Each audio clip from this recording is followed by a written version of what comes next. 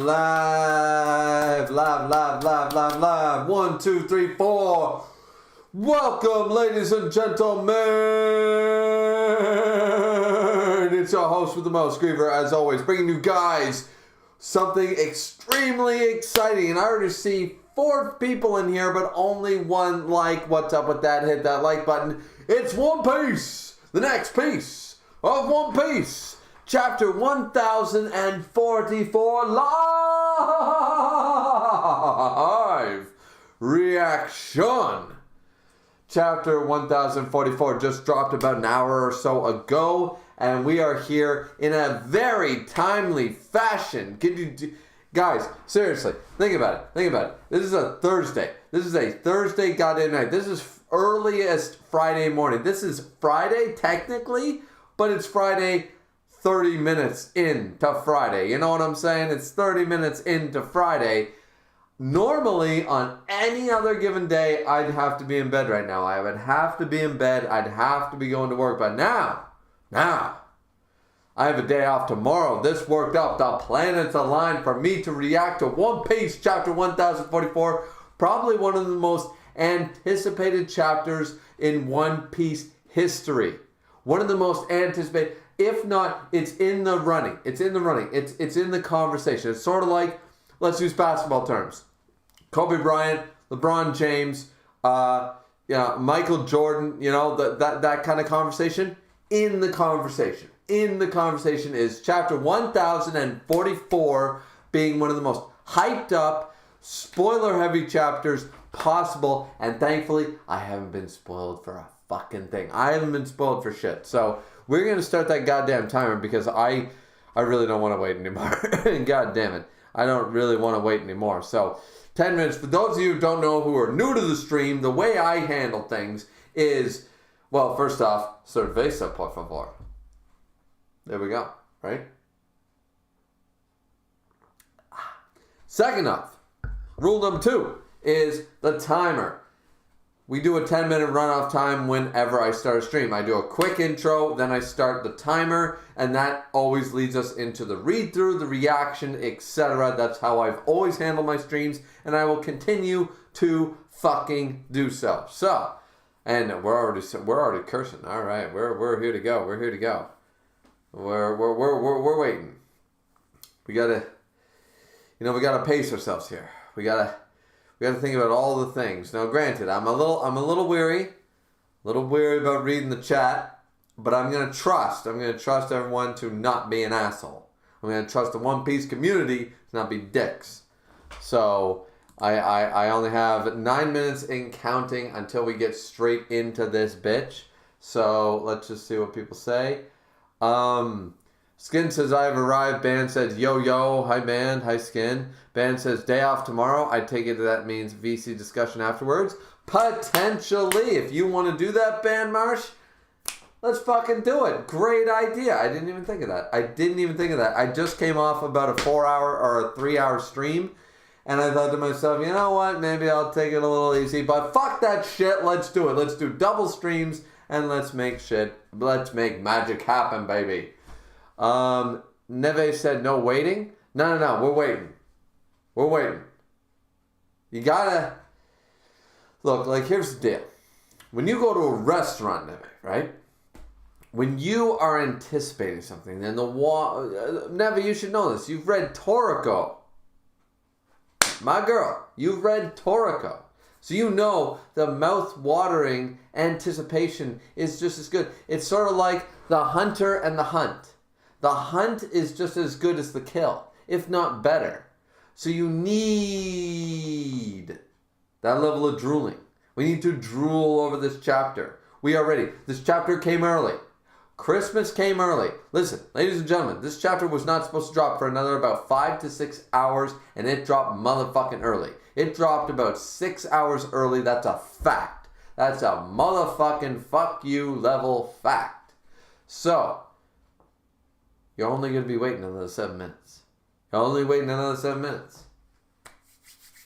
Trust me, I'm pumped too. Look, if I was not a YouTuber, I would have ended that stream. I would have read that bitch. I would have been eating chicken wings, which I just did, which were delicious. but I would have been eating chicken wings while scrolling through my phone with a greasy finger, and I would have read every goddamn point of that chapter. So, we got to do that shit. Skin said this chapter is easily the best chapter of the year. Well, alrighty. Getting the hype. Skin said predictions for this chapter? None whatsoever. Not a fucking thing. Blackbeard shows up. Sabo's alive. Shanks kills everybody. Luffy is Joy Boy. Gear 5th Awakening. Kaido dies. I have no idea. Got nothing. Neve said, you reading this chapter tonight. Oma versus Ryan probably tomorrow night. True. And then Pokemon on Saturday. This is a pretty exciting week. This is an exciting week. Pokemon being the weakest of those, honestly, when you think about it. And Nevin said, damn right, Griever, well spoken. That's what I'm motherfucking talking about. We need to have appreciation. We need to have appreciation for anticipation. Tension, ladies and gentlemen. Tension and appreciation. We need these things in our lives. We need to feel the greatness. We need to feel how good it's going to be as we wait. As the countdown goes, we're going to read each page carefully and precisely and enjoy it immensely. Like you don't, here's the deal. When you order for the very first time, and I have never done this, and I will be doing this next year, I hope, Wagyu beef, when you order A10 beef, when you order the greatest beef in the world, when you order the greatest steak in the world, you don't scarf that shit down. You take a cut. You wait for it to come to you. Be careful. You don't go blah, blah, blah, blah, blah, blah, blah, blah, blah. No. You don't eat it like you're a goddamn heathen eating nachos in a rundown pub. You take that carefully. You take your knife. You take your fork. You cut it into one piece. You smell. You let the smell. You let the aroma, like a fine wine.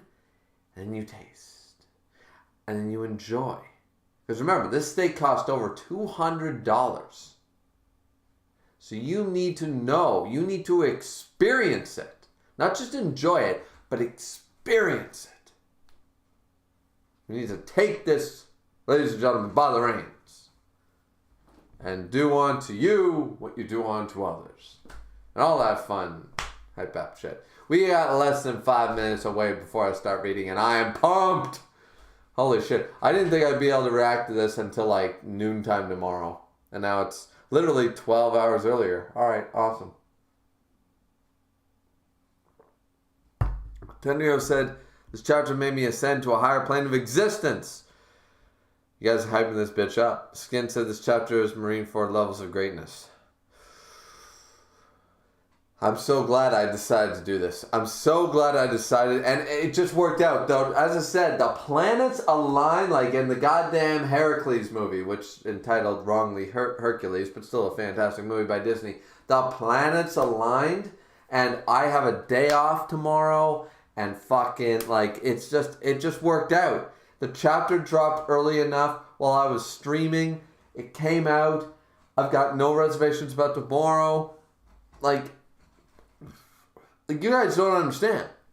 March Madness is a basketball term and a sports term, but it also works for the government because of the budget, right? The budget ends March 31st in every government in the West. So then in April, it's rescinded. But that means that there's a hell of a ton of work done to increase the budget by the end of the fucking, by March.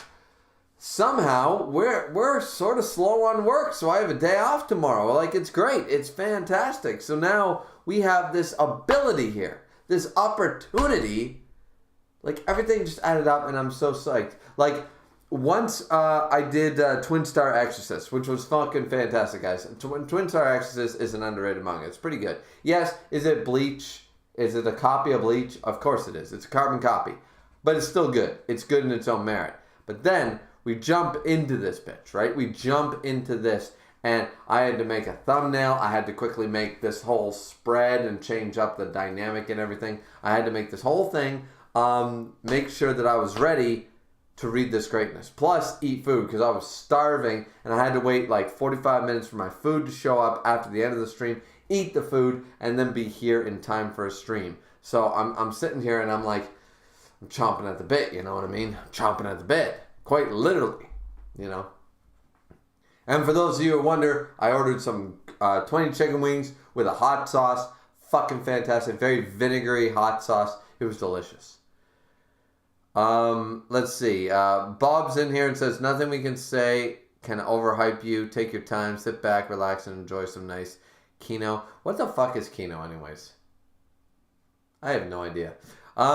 Miss Conda says, a very good evening. Very good evening. We're having a good time. We're having a good time. You know what? The only reason I would have done a weight stream had I known, but nobody knew that this was going to be dropping, right? Nobody knew this shit was going to drop so early, right? It literally dropped on Thursday. Technically dropped on Thursday. For most people in the States, this is still Thursday. It's Friday for me, but it's Thursday for most.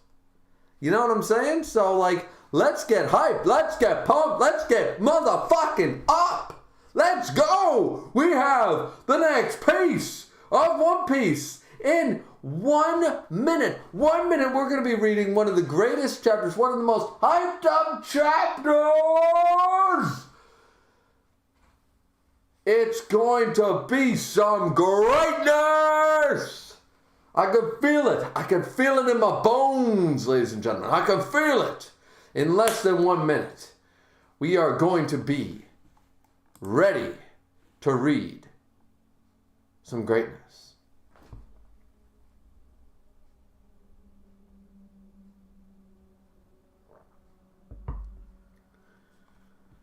All right. We're about to read it. Miss said, oh, very nice. Bob said Kino means peak fiction. I don't believe in the term peak fiction because Lord of the Rings already took that. Skin said it's Thursday for me still. Justin said I'm here. Bob said it is Thursday for me as well. And let's start reading. Oh, baby.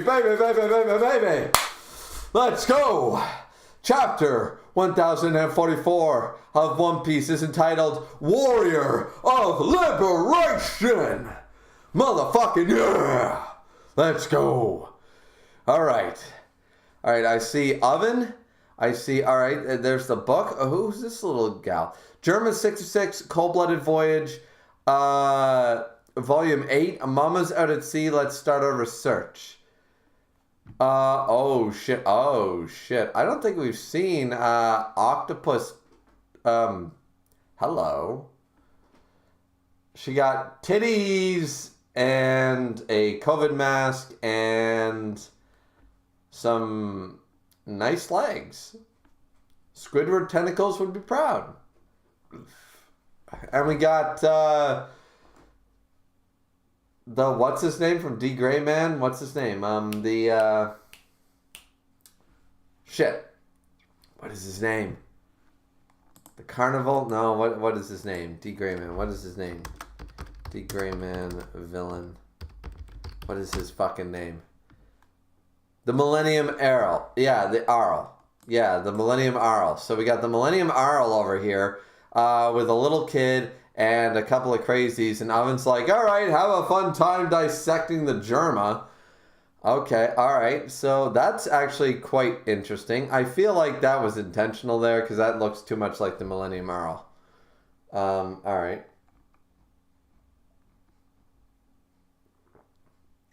So let's see. First page of the new chapter. Oh boy, oh boy, oh boy, oh boy, oh boy. A resounding pulse. What's happening? We see Zunisha. How can I still stand?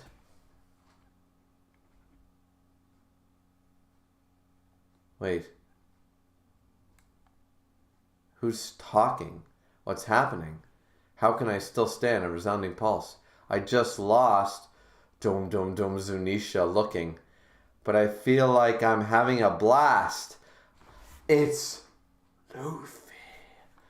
What's happening? How can I still stand? I just lost, but I feel like I'm having a blast. Ah, ha ha ha ha ha. Dum da dum da dum.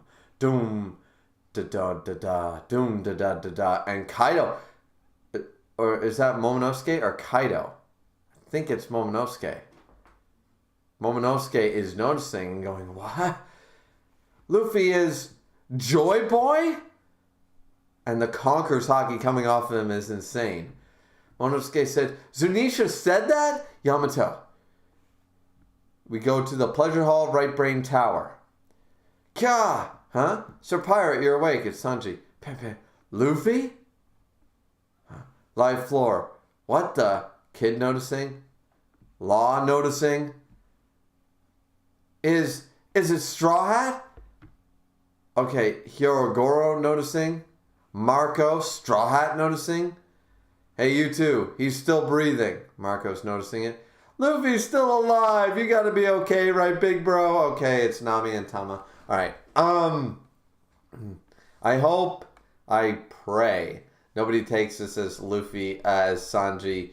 This is not a Sanji moment, just so we're clear, ladies and gentlemen. This is not a Sanji moment. Somebody's going to say that this means Sanji has Conqueror's Haki because only people with the voice of all things and Conqueror's Haki could fucking hear Luffy. It's like, no. Hirogoro and Law and fucking, and, I mean, like, yeah, some badasses are hearing it, but, yeah.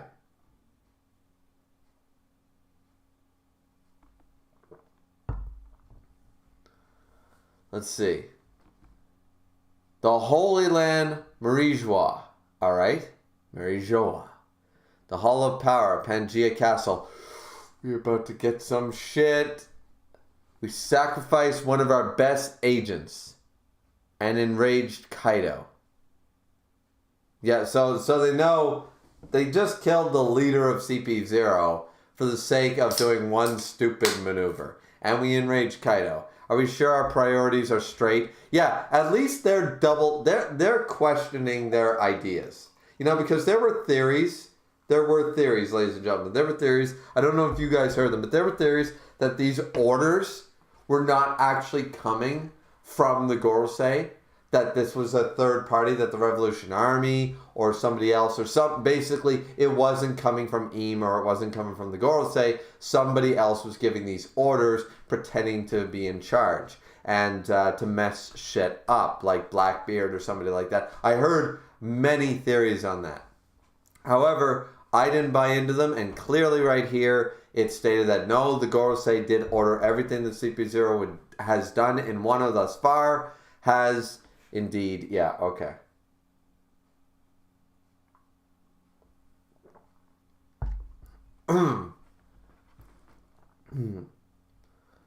Let's see. This may be better than the alternative. It's imperative that we snuff out something this problematic, says one of the Gorosei. And our Gandhi Gorosei says, excuse me, guys. No matter the era, the world government has always failed to acquire the Guma Guma fruit, even after 800 years of trying.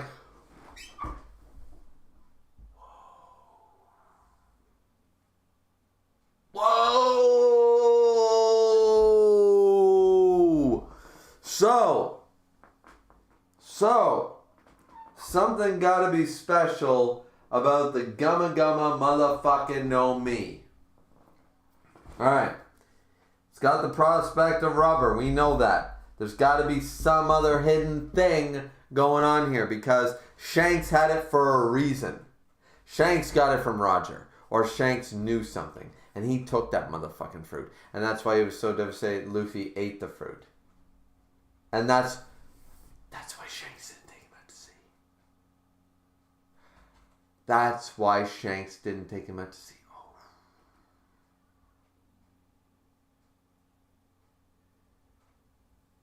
What's so important about it though? Yeah, it's strong, but that's all Luffy's creativeness.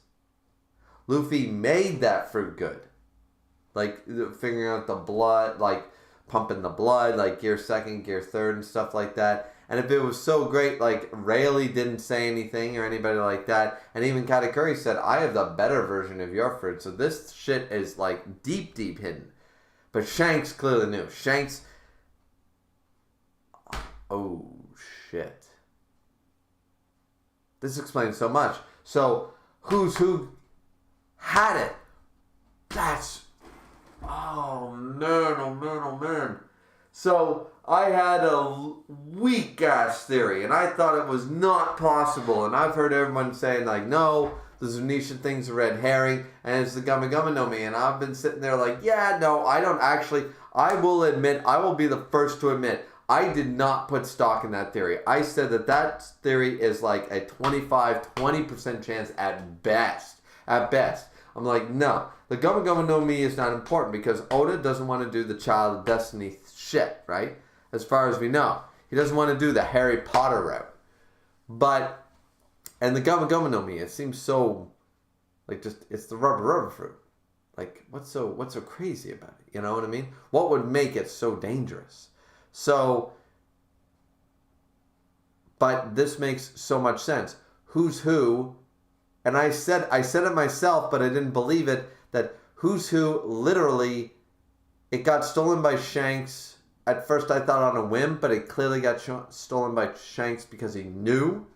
And Who's Who was fired and arrested because of that one fruit. As he put it, he told Jinbei. Oh man. Okay. Let's go.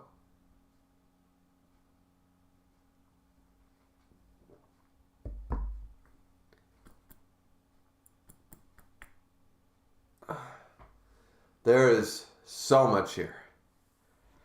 Holy motherfucking shit. There is so much here. Alright. It's almost as if the fruit itself is evading us. Well, that's not impossible. Wait. All zone fruits have a will of their own. Zone fruit? No. Somebody said this. Even Tekking himself said, yeah, it could be a mythical zone, but it's sort of like, that's a little bit like, you're stretching it. Seriously? It's a zone. It's a mythical zone. So some people, I feel so...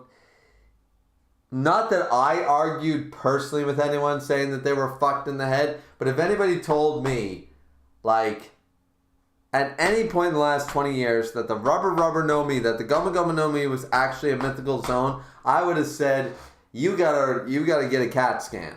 I would have said, I'm not gonna lie, I was wrong. I'm waiting for the explanation for this bitch. All zone fruits have a will of their own. Wait. That's not impossible. All Zoan fruits have a will of their own. And this one carries the name of a god. Wait, so the Hito no Mi.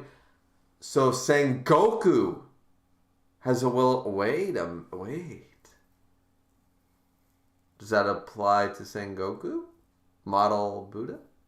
Wait a minute. But wait, what's the name? After all, the Gummy Gummy fruit is really a mythical Zoan.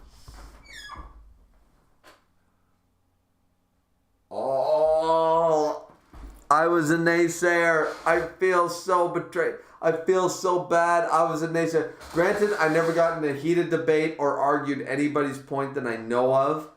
And nobody brought to my streams or my reviews and said, hey, he's a mythical zone. And I went, you're a fucking moron. I never did that. But I thought it. You thought it. I know I fucking thought it. So now I feel just as dirty. God damn, I gotta take a shower now. Holy shit. Is really a mythical zone? It's the wait. The Gummy Gummy fruit. It's the human fruit. But wait a minute.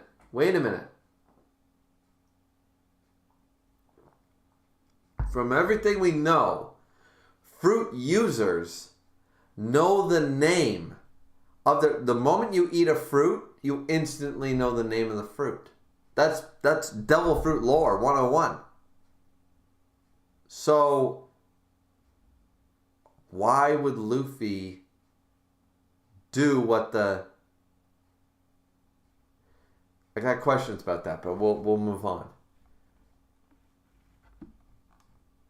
It's the human fruit. So many people's theories were right. Model Nika. Nika the sun god. It's a whole thing. Who's who?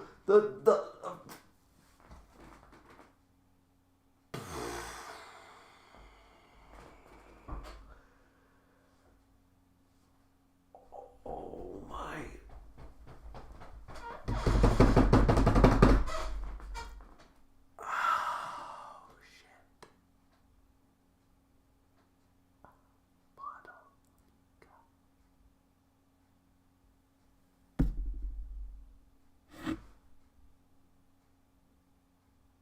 Oda motherfucking tying everything together. Oda motherfucking... How many pages are we into this? 3?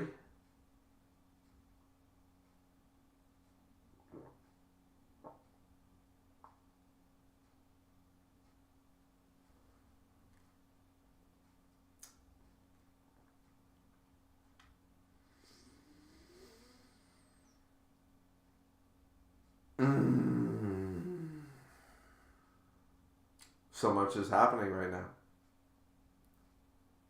So much motherfucking shit. This one double spread has so much fucking lore and so many motherfucking questions.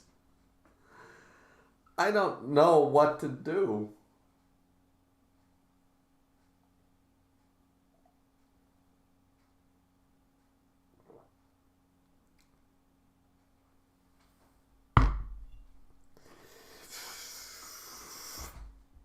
All right. So we're seeing a shot. Wait, it's Luffy. Jumping. Yeah, that's definitely Luffy. Laughing. Yeah, that's Luffy. He's got the ring. So he's going to be in that weird... There's been so many, and I've always agreed with this. The Gear 5th would be like the monkey god. You know, he'd be... Son Goku, you know, sort of idea. He'd be the monkey king. He'd be the monkey god. And he'd be all like, boom, boom, ba-dum, boom, boom. And now he's got this form. Model Nika. Its users' bodies gain the properties of rubber in combat, right? Alright. They're supposedly only limited by their imagination. This is broken as fuck. Putting smiles on faces. Far and wide, they are the embodiment of the warrior of liberation. Hence the title. They're supposedly only limited by their imagination. Meaning he can... That explains why he's got some... Oh my god. Some people are not going to like this, and I can already see it. I can already see the complaints. But it does explain a lot of shit. Sun God Nika. Awakening exponentially strengthens their rubbery body and they have even more freedom. It is allegedly the most ridiculous power in the world. So, Sun God Nika, the reason this is the case is awakening exponential. So, he is awakened. Confirmed, there is probably no Gear 5th. Maybe Luffy will call this Gear 5th. But he's awakened. He's awakened the power of Nika, if you want to call it that. It's the most ridiculous power in the world because it's only limited by the imagination of the user. And Luffy is the perfect person to... Oh, shit.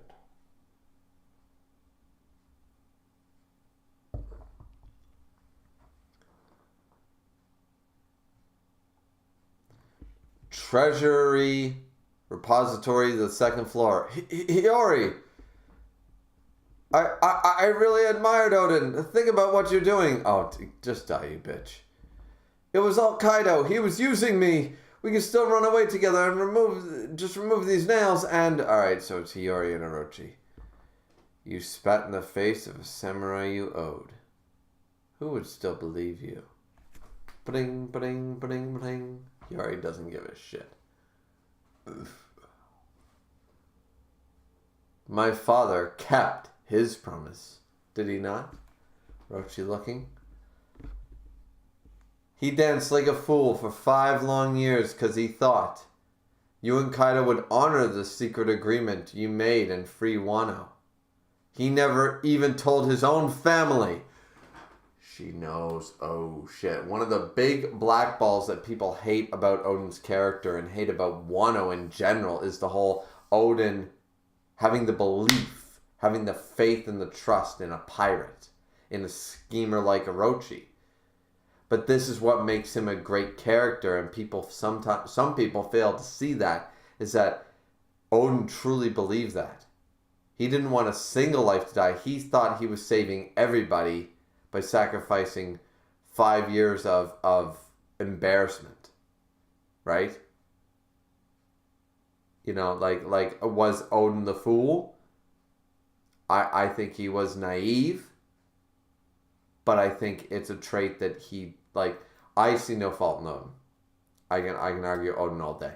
But I love that his daughter is defending these actions and basically being like, he danced for 5 years as an embarrassment because he believed in honor. After everything Oden saw in the world, after seeing the last island, after sailing with both Whitebeard and Roger, the greatest pirates ever. Let's be real. At the end of the day, Whitebeard and Roger are the 2 greatest pirates in One Piece. They always will be. No one will ever hold a candle to them, right? They're the greatest pirates. Whether they're the strongest pirates, whatever. They're the greatest pirates, right? But he sailed with both of them. And when he came back to this land, he still held on to a sense of honor. After dealing with cutthroats and everything, he believed in the word of a man. And I think Kaido almost... There's something to be said about Kaido not holding true to his word. You know? And I think to this day he sort of regrets it. Like, among other regrets that he has. But I think he sort of regrets that.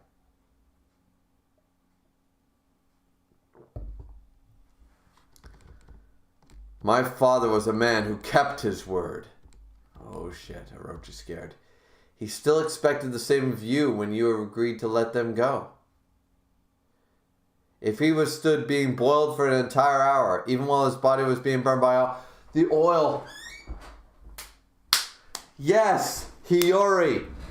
Fuck the naysayers about Oden's motherfucking character. Hiyori in black and white is telling you Oden haters, no, this man just had faith, had trust and honor, and there's nothing motherfucking wrong with that. That's not a fault. That's not a bad character. That's some great shit. That's what makes a great leader. That's what makes a great man, to still have faith. You know, that the man thinks that he can trust another man's word. That he held on to faith. He was betrayed. And he still, the people that betrayed him, he still held out to their promise the second time. At the cost of his own life, not once, but twice. You can call it naive, but I use another word. I call it courageous. I call it indomitable. I call Oden like fucking the Chad among Chads. This man is sitting up there with Escanor laughing. This guy is sitting up there with Escanor fucking in a couple of big armchairs, having a drink of sake, laughing their ass off, going, oh, see these other guys calling about Chads? Yeah, we're sitting up here at the pinnacle, you know. Him and Escanor sitting there dead in heaven, just going, yeah, if there's a heaven, you and I made it, brother. All right. You know.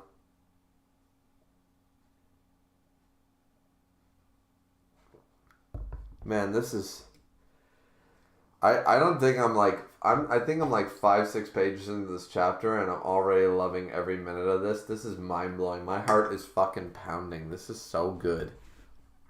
I feel like I'm almost reading like fan fiction, like it's surreal. Maybe because it's like 1 o'clock in the morning and I'm like, am I really reading the chapter or am I reading some really good fan drawing, you know? Despite all of that, he always smiled, always. I can't even fathom my father's suffering. He had to shoulder the burden by himself, because the entire nation was your hostage. Oh, she's shaking. She's crying. She's crying her eyes out. I know she is. Oh man, this is gonna make her cry.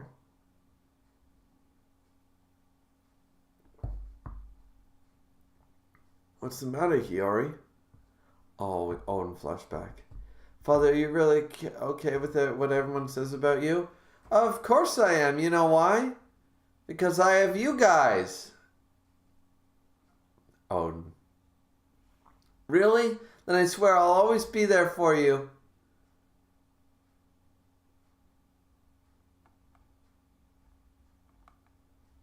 Oh yes, I have always said Odin was a great samurai. As Shogun, I can ensure his legacy is recognized. Your father...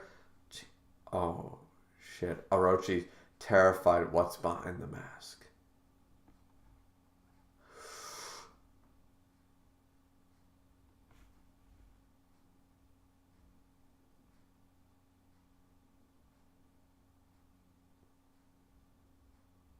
Hold your tongue, you miserable wretch. I am Kazuki Hiyori. He's terrified. And she walks forward. I was always proud to carry my father's name, even when I was starving and covered in rags. You, on the other hand, never had a trace of honor. Every day you were a shogun was one too many. And as each day passed, more and more lives were lost. Wait, stop! Don't do something you're going to regret.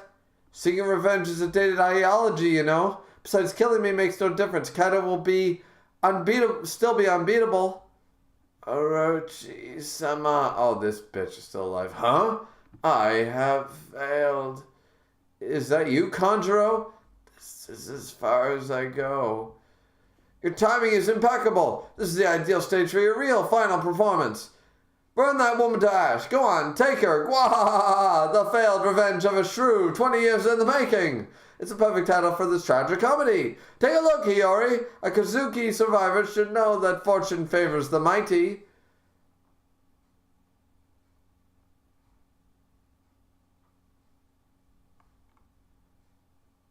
Orochi-sama. That's the wrong way. Ah! Oh, shit. Oh, hit him, burning him alive. Hiyori, the dawn will come. Oh, shit.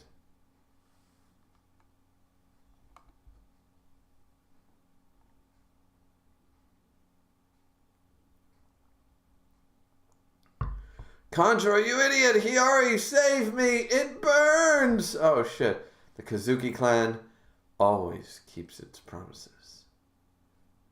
Doom da da, doom da da, doom da da. I've doom da da. I feel like anything's possible now. I can keep fighting a bit longer. My heartbeat sounds funny. Oh shit. This is my peak. This is Crackle Crackle. Gear 5th! Motherfucker! Let's go! Let's motherfucking go! Gear motherfucking 5th, baby! Let's go! Woo! Yeah, baby! Gear 5th. People are calling it the Awakening. People are calling it Gear 5th. I don't give a shit if this is the Awakening or not. The Gorosei say it's an Awakening. That might be a translation thing or verbatim. But this is apparently Gear 5th. Nico style Awakened is Gear 5th. Motherfucking 5th. Ah.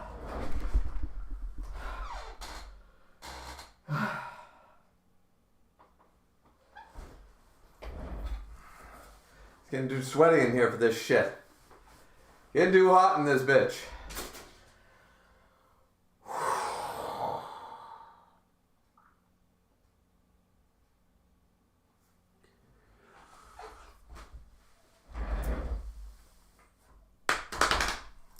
Gear 5th, baby. Gear 5th. Let's go. Oh man, Guys, my heart has been pounding for the last hour. This shit is fucking awesome. This shit. Nobody overhyped this chapter. I will tell you right now. The chat, I forget who said what. I don't know who. But anyways, point is, I'm not checking the chat yet because I don't want to be spoiled for anything. But I'm going to read the whole chapter before I jump in. But, what the fuck? But nobody overhyped this. This shit is fucking amazing. We're getting some greatness. And then boom. All right, let's. I don't know if I'm ready.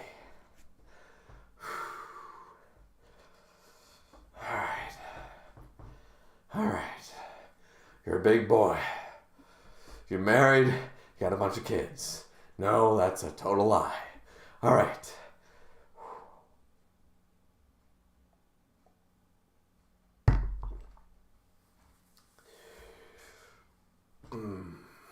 Let's jump in. Next page. Crackle, boom, from the roof. We see the lightning bolts. He's coming down on Kaido. There's Kaido on the live floor. Boom. What? Hirogoro? Beast Pirates? Thud, thud, thud. The Conqueror's hockey coming through. He's going to annihilate everybody. He's going to take out all the fodder. Hey, you guys, says Kaido. Doom. Kaido looks up. What the hell is that? It's on the roof? Kaido's scared. Kaido's shocked. Doom. What's happening? Conqueror's hockey? Where's it coming from? A lot of the Beast Pirates going down. What? Oh, what the fuck is this? Grab Kaido. His fist is so big. He grabbed Kaido in dragon form. He grabbed him. His fist is so fucking big. He reached down from the roof and fucking... And he's gonna, let me guess, he's gonna pull him up. You and I aren't done our fight. He's gonna pull him up, right? Kaido's like, what? Everyone's like, what the fuck? Law, what? Kid, Straw Hat? Chopper, Luffy! Luffy, we haven't seen him yet, and he's still dripping in that weird form. We haven't seen him yet. Boom, and he pulls him right out. Yeah, the eyes out of the sockets, Looney Tune style. Whoa, boom, boom, boom, boom, boom. Kaido-san. Why are they saying Kaido-san? It should be Kaido-sama. But anyways. Boom, boom, boom, boom. Pulls him right back up to the roof. Oh, shit. And then flexes. Sheesh. Oh, God, his hair's on fire. His hair's like, but it's whited out and he's all whited out and on fire. What the fuck is this? She. He's flexing and he's got him, and then take this! Vroom, vroom, vroom, vroom, vroom. Alright, he's spinning him all around the place, Looney Tune style. Slams him into the ground, crashes. Pan, ha ha ha ha ha ha. And slam. He's doing the Hulk, what Hulk did to Loki in Avengers. He's going bam, bam, bam. Huh? Bam, bam, bam, bam, bam, baby. Bam. Let's go. And then crash. Pant. Ah ha ha ha. Straw Hat. So you're still alive. I'm grateful. Blast breath. He hyper beams him. Ah ha ha ha ha. What? Huh? Gwa. So is he literally Looney Tune? Wait. Is he literally Looney Tuning himself out of this situation?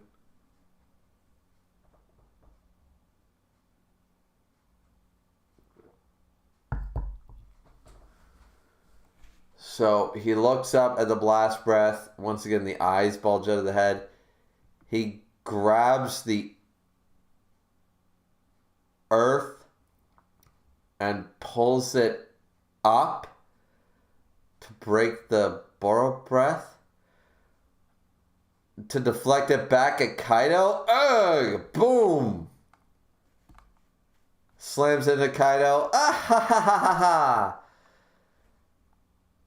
This is a weird looking ass form. Gear 5th. Sorry about that idiot from before.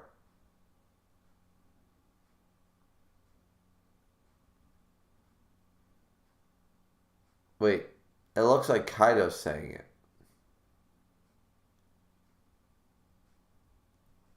Kaido says, sorry about that idiot from before.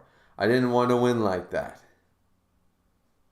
Alright, that's okay. I was worried Luffy was saying that. Wait, that would have been really bad. Luffy said, don't sweat it. Now let's finish it. The battle reaches its finale. Next issue, cover and color spread. Now, granted, I don't care for the swirly eyebrows and the like. The design could be cooler. It could be better. But overall, I think it looks I think I'm pretty happy with it, like overall. Like everyone hated Gear 4th when it first showed up. Does this look cool? Yeah, actually, I like that he's more like normal-esque. He's got like flaming hair. I imagine like a glowing, like a golden Super Saiyan look here, like the cloud thing enveloping him and stuff. That's all gold colored. That's what I'm imagining. I could be wrong about that, but like the smoke or whatever that's going all around him, I imagine it's all golden colored. His hair's all golden colored, Super Saiyan style. I wish the eyebrows didn't look so dorky, but it's Luffy, so what are you gonna do?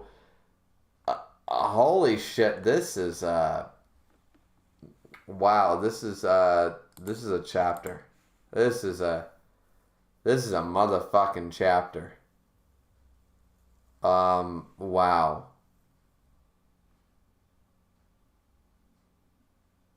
Wow, I don't know what else to say, ladies and gentlemen. That's a motherfucking chapter. That is why we streamed chapter 1044 of One Piece. Because that shit was... That's top dollar billing right there. That's top dollar billing.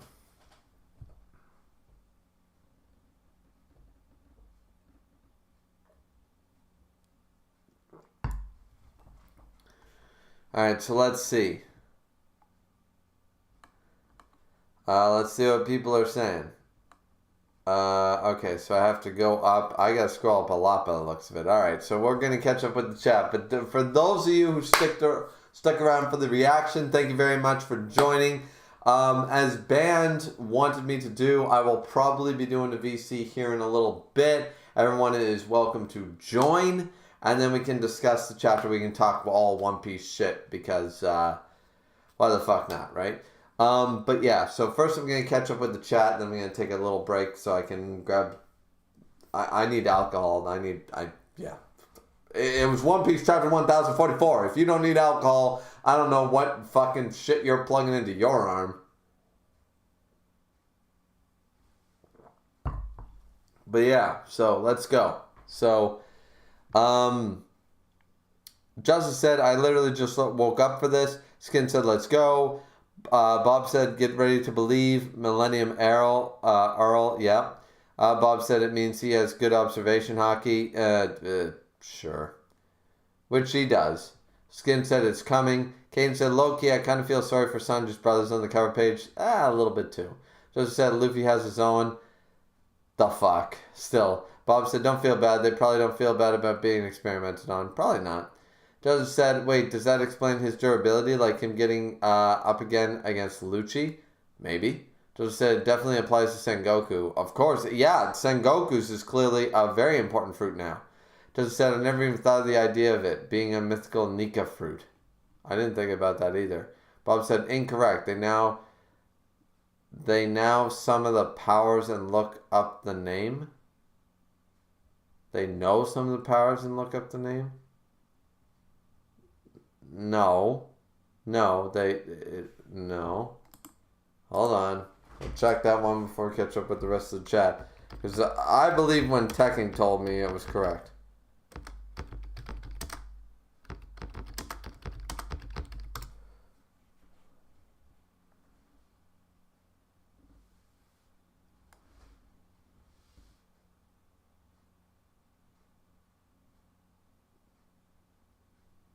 After they eat the devil fruit, they know the name after seeing their power for the first time. When Kaku and Khalifa eat their fruits, Lucci informs her that the fruit itself will reveal its name in their minds. So no, I'm not incorrect. I was right. And I knew that Tekking said that. No. So when you use your fruit for the first time, the name is revealed to you. So I've got questions.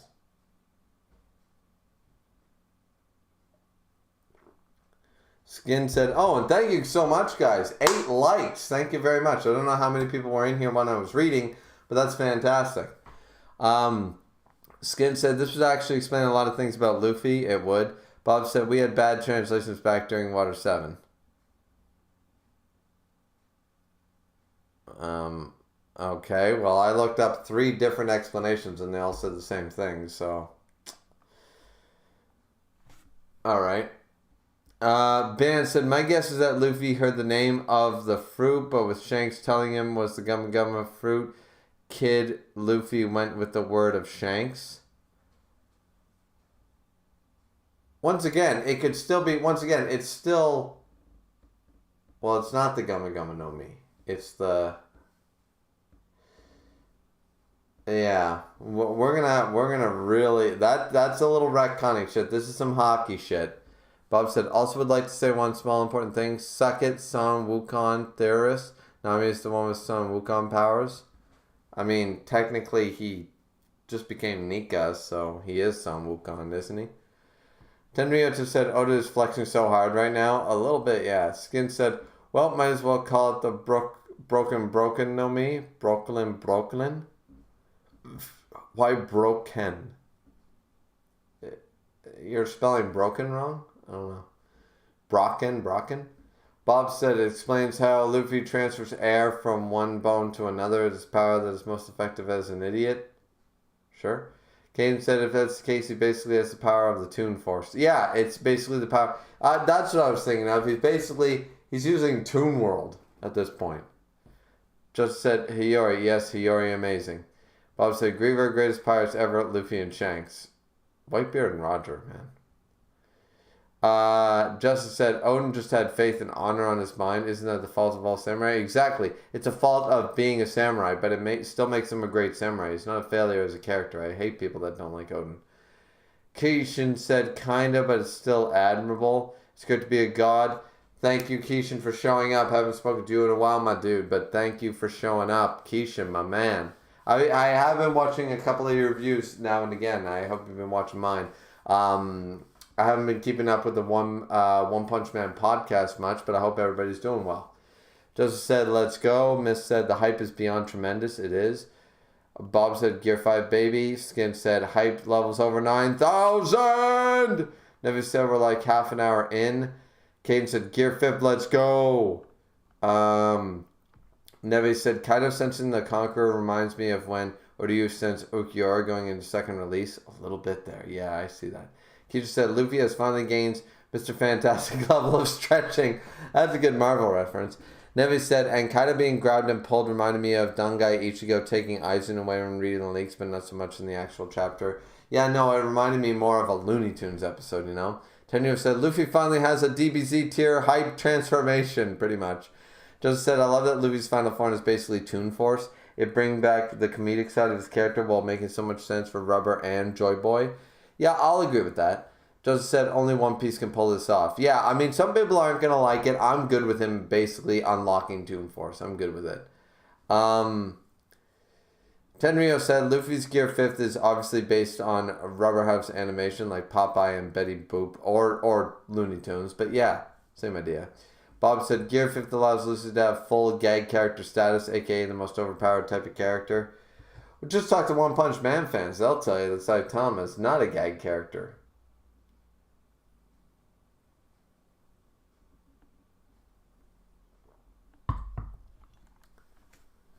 Keisha said, design-wise, I agree, but love those crazy eyes. Lol. I mean, fair enough. I don't dislike... Like, I think the design's pretty cool. Like, I'm pretty happy with the design. I just want to see it, like, what is the intention with the color. The eyebrows are very, like, oh, man. They're so cartoonish to me. But we'll see. Bob says, I unironically loved Gear 4th when it was first shown. It was so One Piece. Tenryo said, Luffy's not supposed to be traditionally cool. He's badass in a wacky way, which sums up most of One Piece neatly. Fair enough. Skin said, top 10 One Piece chapters. This was a really good chapter. Top 10 One Piece chapters. There's over 1,044 chapters to choose from. Is it one of the most hyped chapters? Of course. Is it one of the best chapters? Get back to me on that. Because there were chapters, like, I remember reading when Luffy was defeated by Crocodile. Like, people don't even count that chapter anymore. And it's like, that was the first time a main character just straight up fucking lost. You know? That was a great chapter, you know?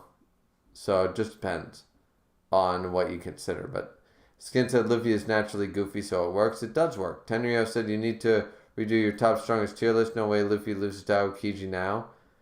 Well, no, but we all knew that was going to change after 1-0 anyways. Aokiji still give him a fight. Caden said Luffy is officially in top 5 strongest in One Piece. Maybe.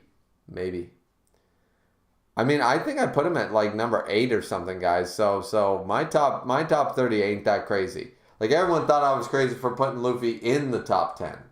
I put Luffy, like, I think he's like top 7. I think he was in the 7th spot. So don't worry about me. I only had a few people ahead of him. Skin said it's officially called the Hito Hito no Mi. Yeah. Bob said Nico isn't exactly Son Wukong. I mean, sort of he's got the very stylistic. I've seen Son Wukong drawn with the whole swirl eyebrows and the swirl motif, the very Shenron Boom with the flames and the samurai-esque look. I've seen him drawn that way. Caden said, I think Luffy's Devil Fruit is a bit special. I think it has self-awareness to a certain extent and gave a false name to protect itself and the host until the host was able to awaken the Devil Fruit. You know what? I'll believe that. You know why? Because in chapter, if I believe correctly, and I think I'm correct about this, if I scroll up here, excuse me, it's almost as if the fruit itself is evading us. Well, that's not impossible. All zone fruits have a will of their own, and this one carries the name of a god. So, Caden's theory works perfectly. It works perfectly. Calling it the Gumma Gumma no Mi, it lied even to its user. If we're to believe that zone fruits have a will of their own, then that's perfect. Tenryo said, I'm so hyped for Tekken's review tomorrow. Tekken will give us a lot more insight than I ever can because he is literally the One Piece encyclopedia. Maybe he'll have a different theory on this take, but I still hold to the fact that the fruit lied to Luffy. Like, I like Caden's idea. The fruit lied to Luffy because I don't believe in what whoever said that fucking the translations are the issue. It's like, no, we have accepted that devil fruits, the moment you use a power, you know the name of your devil fruit the entire time. We have known that for over 20 years. Well, almost 20 years. We've known that for over a decade. You don't just change that. That shit just doesn't change yesterday. People would have been talking about that for decades. Tekking himself brought that up in like a video 3 months ago. And talking about devil fruits is like, well, here's the thing about devil fruits, you know? So, I'm sorry, I don't buy that. You know? I'm holding to that theory.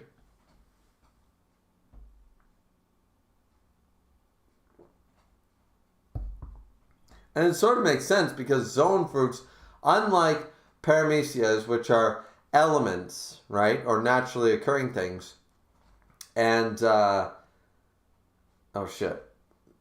paramecia zones and logias, which are just elements in the world. Zones are creatures or animals. They have wills. They are animals. They have feelings. They have power. They have whatever. So them having a will of their own sort of makes sense. Like the bison know me. You know what I mean? Like some bison probably was created from that fruit in some way. Some great fucking minotaur fucking thing made the bison fruit in some way. So it would have a will. Does fire have a will? I mean, no, not really. Does water have? Does ice? Does freezing? Does string have a will? Does rubber have a will? Does a jacket have a will? No, not really. But do animals have a will? Well, yeah, of course they do. So zones specifically having a will of their own does make sense. I'm good with that. Nevi said zones having a will of their own does explain the zone objects to an extent. Ironically, just what I was saying. We just need to know the fruits are consumed now. Yeah, exactly. Bob said, I have had people talking about this for years. Which point? Tenio said, zones are based on actual living creatures, so it makes sense that the fruits have their own will. Exactly. I'm actually on board with this. Like, I find very little flaw. The only thing that I think Caden's theory is correct. I think that either Luffy was lied to by his own fruit to protect him, or Luffy was told to not, like sort of, he was either lied, sort of a Zangetsu Ichigo moment, right? The fruit lied to him because he was told he's a paramecia and everything and everybody, and he believed he was a paramecia, all this shit, you know what I mean? So I think he was just lied to, straight up. But yeah, so basically, I'm gonna take a short break because holy shit, this was a lot. This was heavy.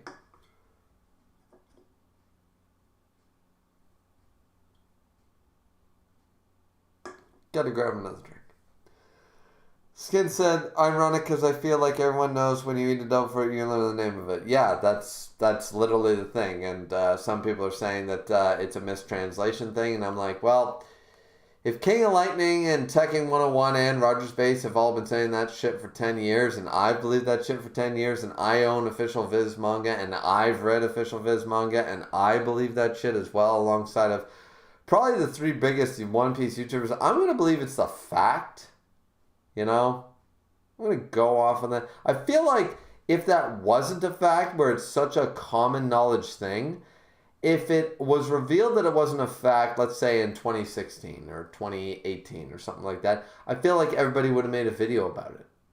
Especially Tekken or King. I feel like they would have made a video saying, so, potentially this changes the entire chemistry of devil fruit users, I feel like they would have made a video about that, and they never did. So I'm going to go out on a limb here and say that, no, you eat a devil fruit, you know the name of the devil fruit. I like Caden's idea that the devil fruit has a will of its own, confirmed by the Gorosei, and it lied to Luffy. Straight up. Why? It's literally the ring of power. It's literally the One Ring. In reverse. It's avoiding the world government. Instead of trying to get back to Sauron, it's trying to get away from Sauron, right? It's the reverse of the One Ring, okay? So what this devil fruit is trying to do, which has a will of its own, similar to the One Ring, is trying its best to evade the world government. So why would it constantly tell, if it has a will of its own, it would clearly, you know what I mean? By the way, we have 11 people in here and only 8 likes. What are we doing? Let's bump those likes up. Let's get to a double digit, people. Yeah. Bob said, Viz calls Zoro Zolo. Well, technically, Oda confirmed that Zolo was Zolo, so. But I don't know what your point is with that one. Justice said, what other human fruits can exist? Well, we got Buddha and Nico. We could have and Chopper. So we could have the human fruit model. Anything. Zeus, Heracles, Hades, fucking Mike Tyson. I don't know, man. You could have the mythical anything, whatever mythical. Terry Fox, for all I fucking know. Justice said, "What other human cue? Why do people get a zone devil fruit? What do you mean? Why do some people get a zone devil fruit? They just found it." Caden said, "The human fruit model Zeus." Sure. Justice said, "Those are the questions I'm asking. It could possibly exist," says Caden. It could. If there's a model Buddha, that means there's a model Shiva. That means there's a model Zeus. Potentially, of course, potentially. But there's a model every god. There's a model Jesus, for all we know. Nevi said human fruit model Oda. Just said human fruit model me. Bob said you were holding Viz translation as basically unquestionable. No, I wasn't. I said that original translations before Viz said that Lucci said that Kiku and Kaku would have that they would eat the fruit and blah blah blah. And then I also read the Viz, which said the same thing. So I've read two translations, a fan translation and a Viz translation, and they both said the same motherfucking thing. And the One Piece YouTubers who know more than you or I do have never corrected that point for over a decade. So I don't know. As I said, I could be wrong. You could be wrong. I don't know, my man. I don't know. I'm just saying that if that was so blatant, you'd think it would have been in an SBS by now. Hell, the Gear 4 time limit debacle in Dressrosa was addressed by Oda. You think something so blatant as you eat a devil fruit, you know the name of the devil fruit, right? You think that would have been brought up in an SBS and corrected by now.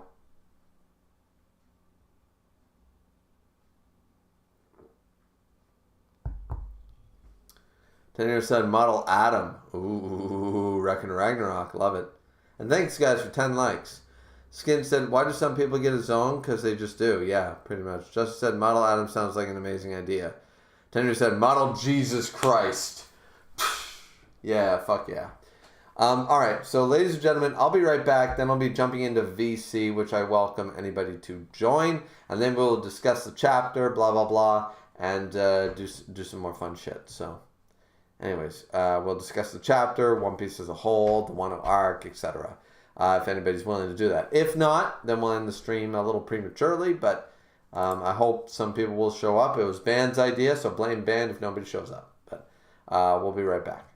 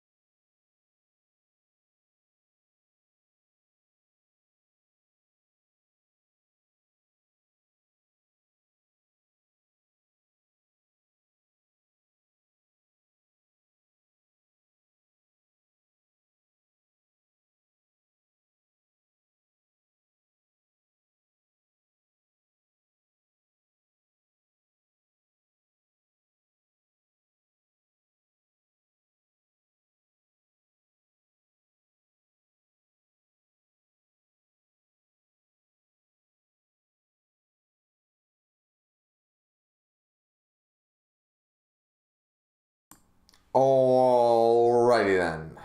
We're back. Yeah, we're here. Let's see what people are saying. We got never said model Griever when. I don't know. Model Griever. Well, I don't know. Do I have the look for it? Ha. Yeah. Boom. Boom. Yeah. I don't think I have the look. I don't think I have the peak physical form. I don't think I got it. I just don't. Maybe that's just me. I don't know. Maybe I do, maybe I don't. Alright, so we're going to jump into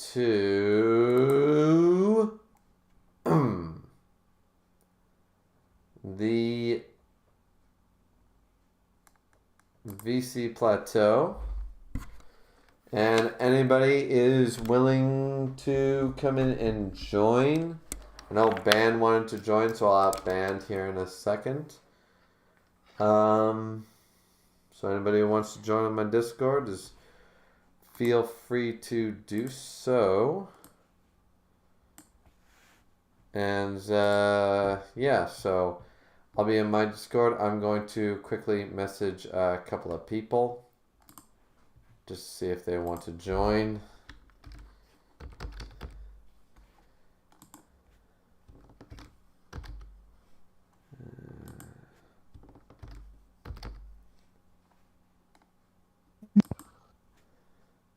There we go. Hello. Oh, hey, Misk. How you doing? I'm doing pretty good. How are you? I'm doing pretty good, pretty good. Oh, human model, literally me. Oh, so you think you are top 10 in the One Piece world? Nice.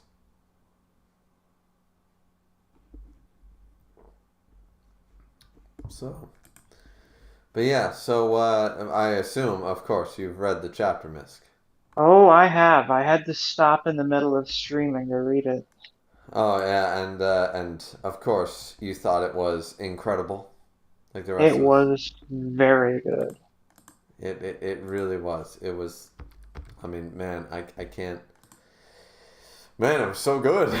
Like it was just amazing. I don't even know what to I think really say about it anymore. Like it's just I think this is the first really significant chapter that I've been reading week to week for. really Yeah, because I mean, the chapter I caught up on was the one where Sanji beat Queen, okay. and then, well, I don't think any of the chapters since then have been quite as significant as this one. Hmm. Okay. Fair enough. So it was a pretty wild experience. Yeah. It really is when you think about it. Like, goddamn. Like there's just so much just happened in this chapter. Like, I mean, I think I was stuck on like page 4 for a fucking like 10 minutes. It was like, Ah, you were. oh, thank you. Oh, Neve's in here. Hi, Neve. How you doing? I'm fine. Yourself? I'm on cloud fucking motherfucking 9 right now. This shit was awesome. Maybe even Cloud 10? A Maybe. cloud 10, indeed, indeed, indeed. I Uh, personally quite like this Gear Fifth form. I like that it's much more kind of. Yeah, it's more compact. That's yeah, what it I enjoy that myself. I enjoy the fact that, like, once again, I'm hoping for some, like, maybe some golden aura, maybe a silver aura sort of idea, like the sort of cape that goes around as the cowl part, you know? But we'll have to wait and see what the anime does with it. But I mean, the only thing that I had a problem with is the goofy eyebrows. But other than that, that's classic. Some Sun Wukong shit. That's some classic monkey god shit. So I'm like, Yeah, all right, it definitely works. looks quite a bit like Wukong. Yeah, Yeah, that's what Oda was going for, and I'm good with it. Like I understand why it's done that way, so it's like, all right, I'll take it. I'll take it. It's not a goofy form. It's a pretty cool looking form. And yeah. Oh, Ban's in here too, and so is Bob. Hey, so Oda did address it in an SBS. Oh? 45, SBS 45.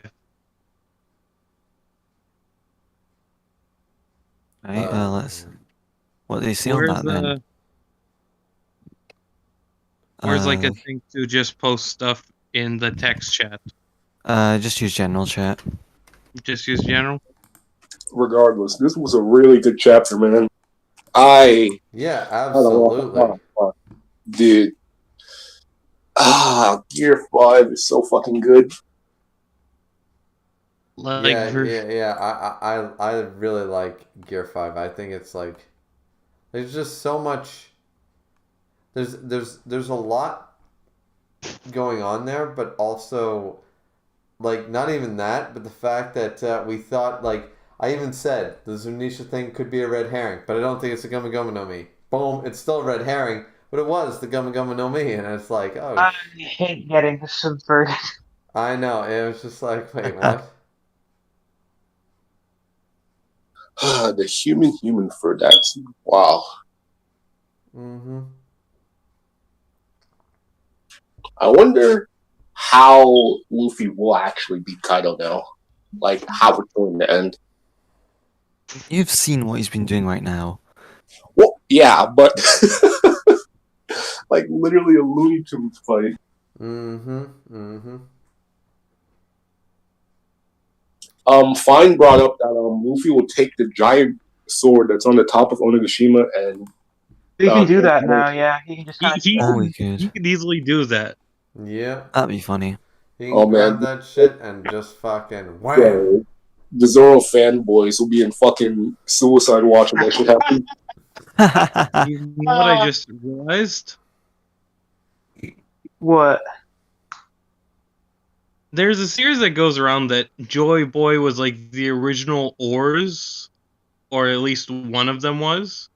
Like not the one from Thriller Bark, but one like from way before, the one that's possibly the skull of Onigashima, and then you mix it with like this devil fruit, and it's like, maybe this is why they got the label of continent pullers. Like all other ancient giants aren't actually that big, but he made himself that big because he thought it was fun.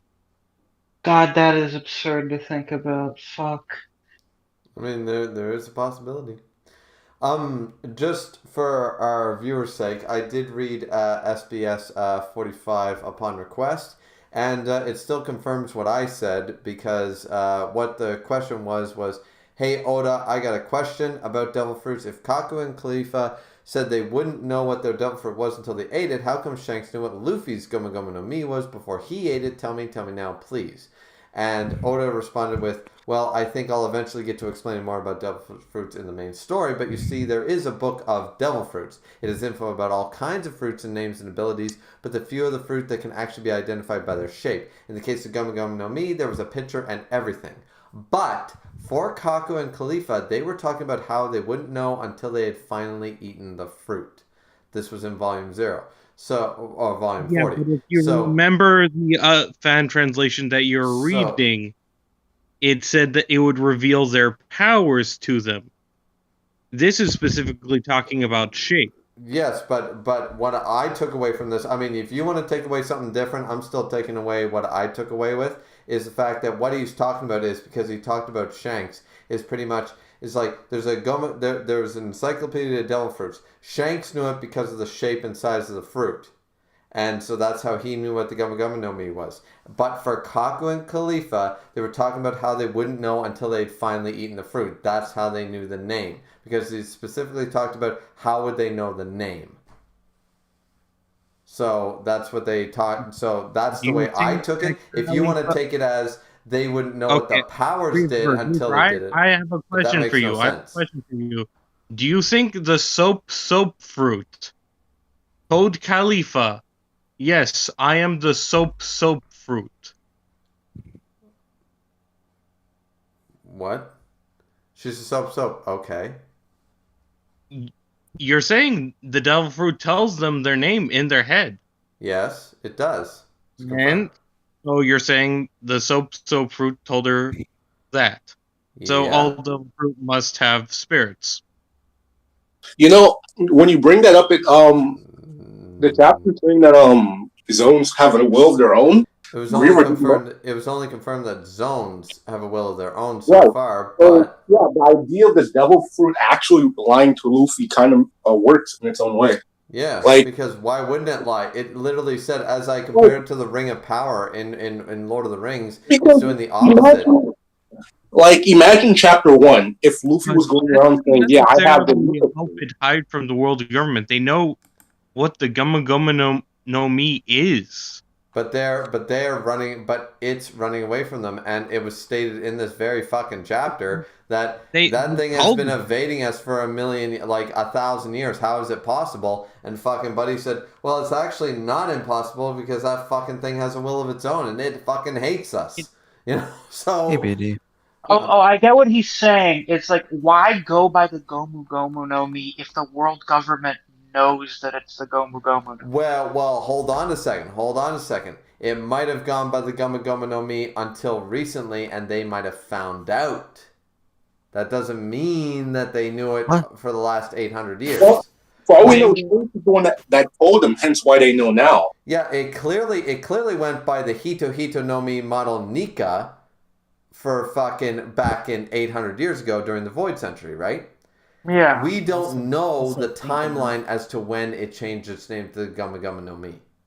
We don't know when Also the world thinking government that- discovered that it changed its name to the Gumma Gumma no Mi.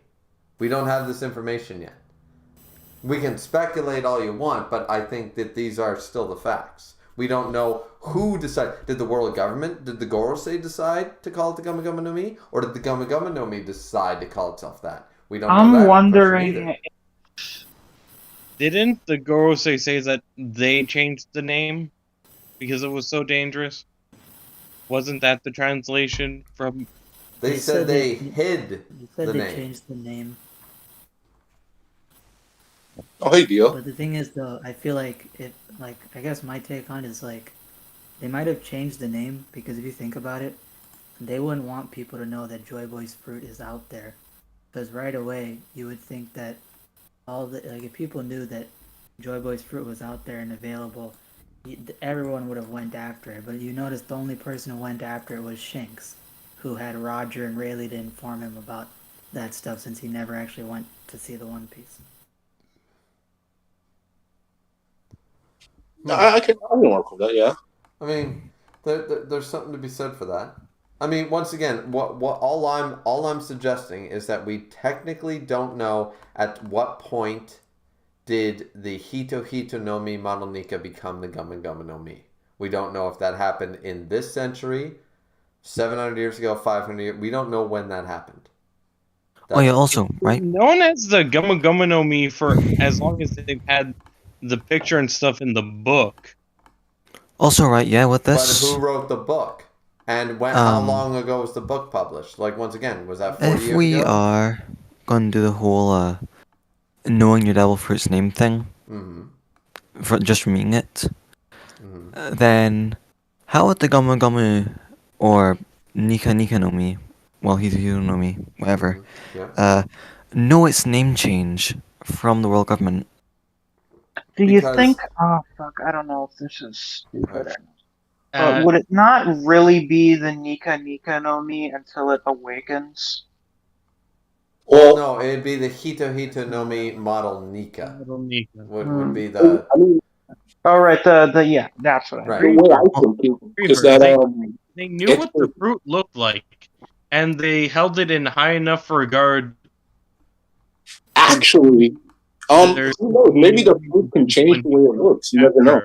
Well, Yeah, when he we failed- don't know that either. has a Potentially, way- Ban could be correct. That's another way because as Gorosei Gande says, this fruit it's not impossible that this thing has been evading them for 800 years because it's a zone fruit. It has a will of its own. This one fucking devil fruit has been evading them for 800 years, and it's not like it's a Toki Toki no Mi, which could go fuck you, going 500 years in the future, you know, and to evade them for centuries. No. This thing has been reincarnated for 800 years, multiple times.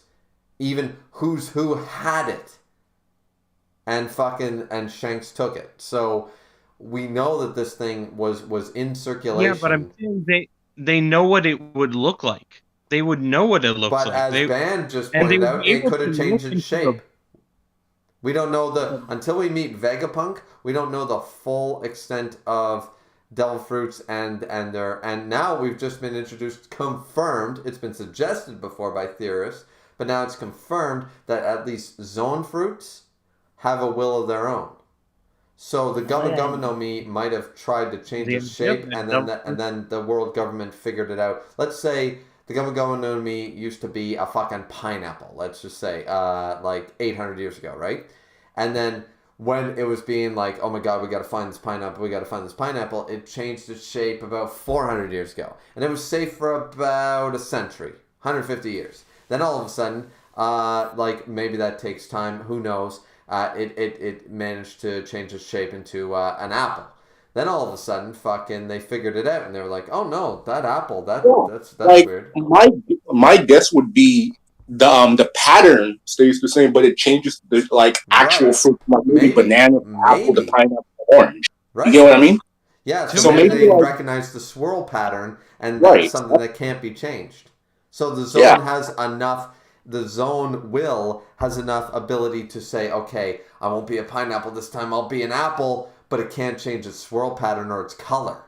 And then that's how the fucking the world government recognizes it from here on out.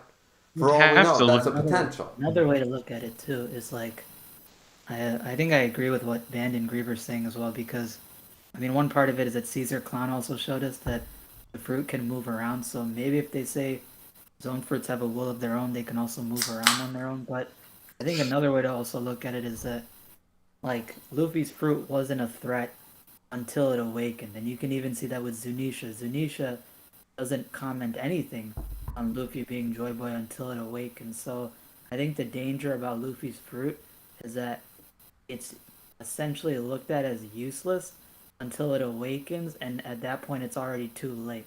So it's almost like a certain will over the devil. Like, I feel like the reason why this devil fruit awakened is because Luffy reached that level. He was strong enough, and once he did it, like, it awakened. And you also noticed that Luffy's heartbeat also stopped. And then once the heartbeat started up again and it awakened, Zunisha immediately heard the drums of liberation, aka Luffy's heartbeat. And, you know, Zunisha immediately knew at that point, oh, it's awake. And the Gorosei knew, probably because of Imu, and they're like, holy fuck, we're in danger. It's already activated. That's actually a great point, because we already had Luffy in the entirety on Zou and tried to talk to Zunisha, if we recall, with the voice of all things, and couldn't because it's Momonosuke's job. So Zunisha only recognized Joy Boy being Luffy once he awakened. So there's a lot of credence to that as well.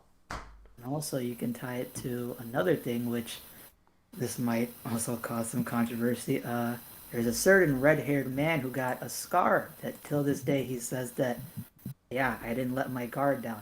Well, we see that Luffy, it's just a theory, but we see that Luffy's personality and aura completely changes, and Zunisha recognizes, and even Kaido, we see that Luffy feels so free now that his Conqueror's Haki is literally surging. Kaido says, what the hell is on the roof? Like, that feels completely different. Maybe if we say that some people made the theory that Blackbeard has the Cerberus or some type of mythical fruit, or let's even ignore that. Let's say he has some fruit that has part of either Zebek or some soul inside of it. Let's say it awakened. Maybe at that point that's how he scarred Shanks, because Shanks thought he defeated Teach. Teach may have died potentially. He reawakened, the fruit awakened, and he got scarred, and he was like, how the fuck did Blackbeard do that? Like, I didn't even feel like Blackbeard, and that's why he says, I didn't let my guard down. I just got caught like that, so that's a thing. There's a bit of potential for that. I like to think of it more as the Zoro versus Kaido, or the Odin versus Kaido thing, where it was an honest, holy shit, this motherfucker actually, when he tries all out and Blackbeard went 100%, actually managed to scar him, and he was like, and Blackbeard was like, damn, I can't actually defeat you. He's like, well, you fucking scarred me, and I tried, so good on you, my man. You know, I'm sort of thinking that thing, but he recognized that he was going to be dangerous in the future. I don't know. But I mean, I like yours as well. I mean, Yeah. I think either way it works. yeah. Either way, just getting quickly back to the chat so we're caught up. Tenryo says I'll join in a bit, and Tenryo is here. Hi, Tenryo. Bob said SBS 45. We already discussed that. Caden said, I can't wait for the news of Luffy's upcoming victory to be spread across the world. I think his bounty is going to be shoot at least 5 billion and be the third highest bounty we know of. I don't think it's going to shoot that high. I really $5 don't. billion. Well- Jesus, that's Whitebeard's. Yeah, Dude, that's higher than Shanks. He's not going higher than Shanks in one drop. We haven't even gotten Mihawk's bounty. I think that's too much. Well, I mean, if he gets like 3 we'll billion, talk right about above we'll talk Black about bounties in a second. Skin We said, expect- "Yeah, I was hoping they wouldn't try to make Gear 5 even bigger than Gear 4 because it would look a little funny to Luffy at that point." Skin said, "Goofy at that point." Caden said, "I think so in Devil Fruits, all the older ones have somewhat form of self-awareness," and I think we agree that it's almost theoretically possible that all Devil Fruits have some level of self-awareness, but zones are confirmed to have it. I don't think the other categories have that. Luffy's Devil Fruit still gives him the power of rubber, and there could be a legit Gumma Gumma fruit in the world somewhere. There could be, actually. That's true, too. Skin said that's a good theory. Yeah, there absolutely could be. So, back to the bounty thing, because I know you guys were about to talk about it. So, go. in my opinion, Yeah. you can go. You can go. No, you go ahead, King. I got you. Alrighty then. In my Wow. opinion, I can Oh, see sure.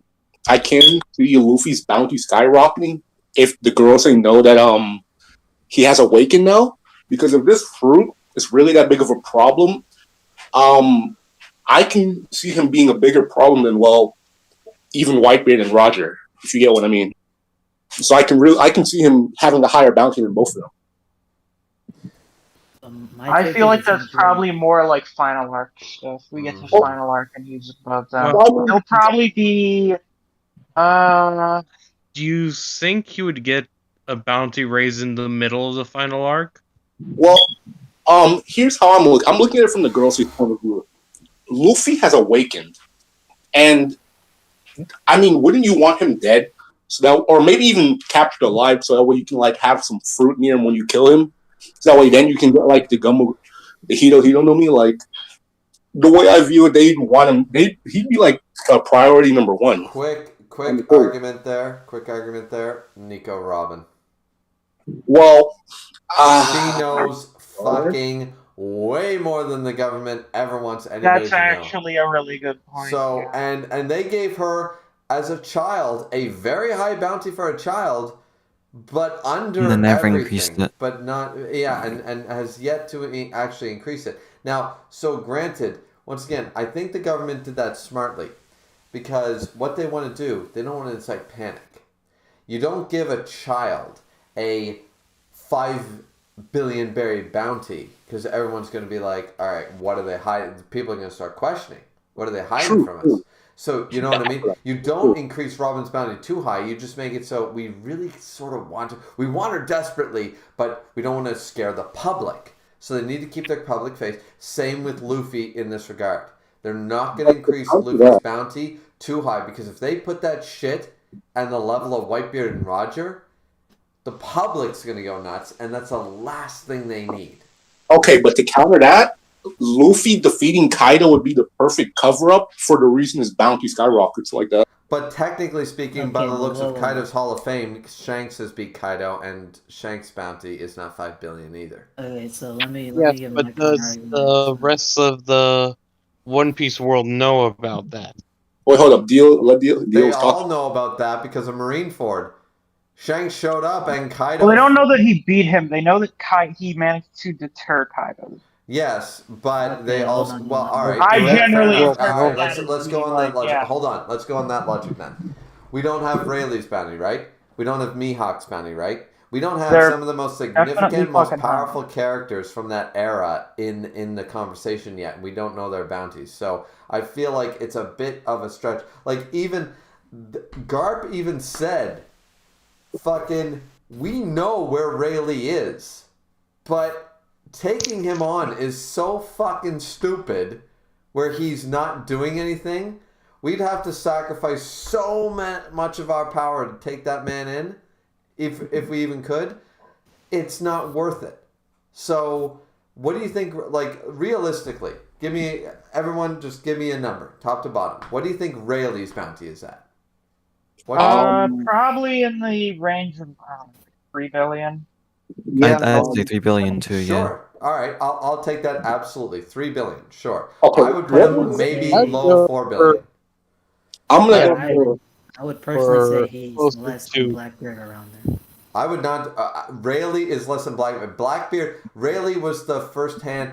Put to this Yeah, way. that's gonna put him above Yeah. that. Well, hold on a second. And frankly, I think we all know Mihawk is basically a Yonko without a crew. Yeah.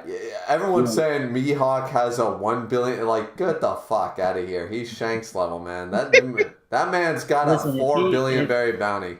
I'll say this: if Rayleigh has a 3 billion bounty, I'm completely fine with it. But I was gonna argue before that the reason why I hold bounty important, but I don't hold it at the same time, is because again, Griever brought up, yeah, you guys were arguing, okay, well, Shanks may have not beat him, this and that.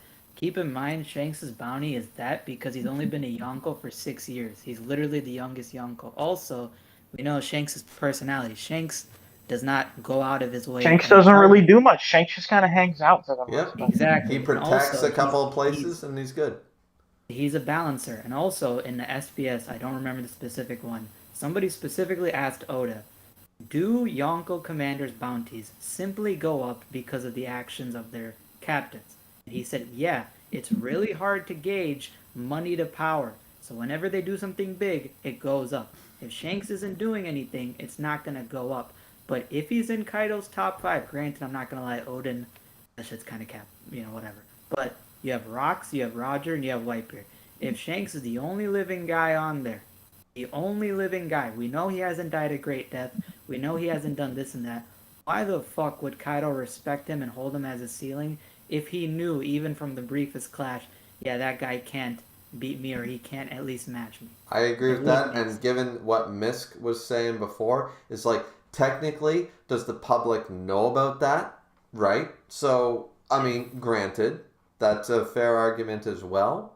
You know, the public is not aware of Kaido's top 5. We, as a reader, are aware of his Hall of Fame. But the also, public does not know a about counter argument, not to you, by Griever, by the way, but a counter argument to those people. Guess who else doesn't? Guess what else the people don't know about? They don't know about Rock's massive D Zebek. Yeah. Literally Or wiped out- Shocky, who Rayleigh's Or married Shocky. to. They don't know about any of those guys. That big bitch ass- could kick anybody's ass. Yeah, listen.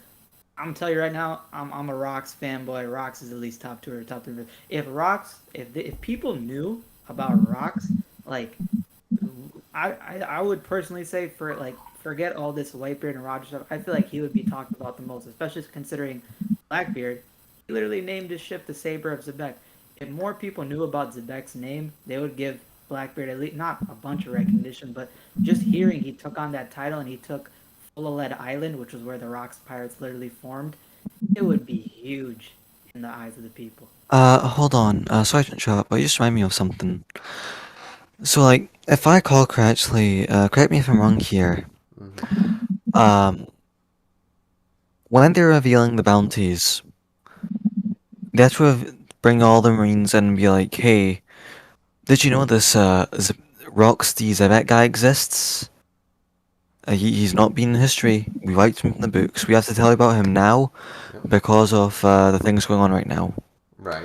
What if, right, the reason the bounties aren't way fuck off for people who are like in the know or in possession of stuff that's very dangerous to world government is because of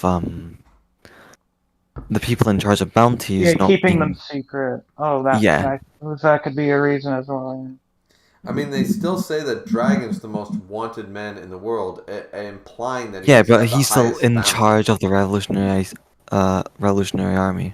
True, but they still claim that he's got the high. But by logic, wouldn't you think that the most wanted man would have the highest bounty?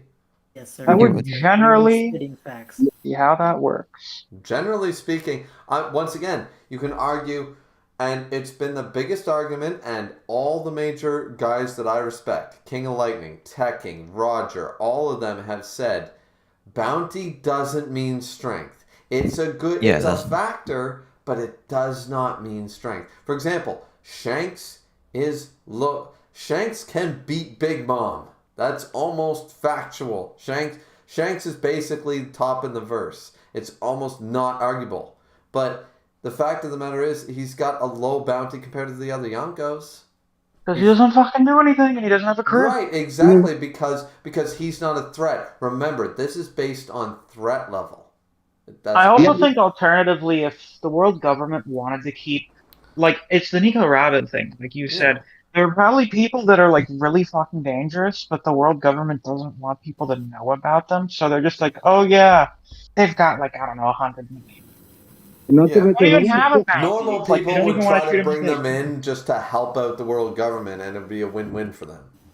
Dude, imagine if they never revealed Rox's bounty. No, they didn't, but they haven't revealed Rayleigh's, Mihawk's, fucking...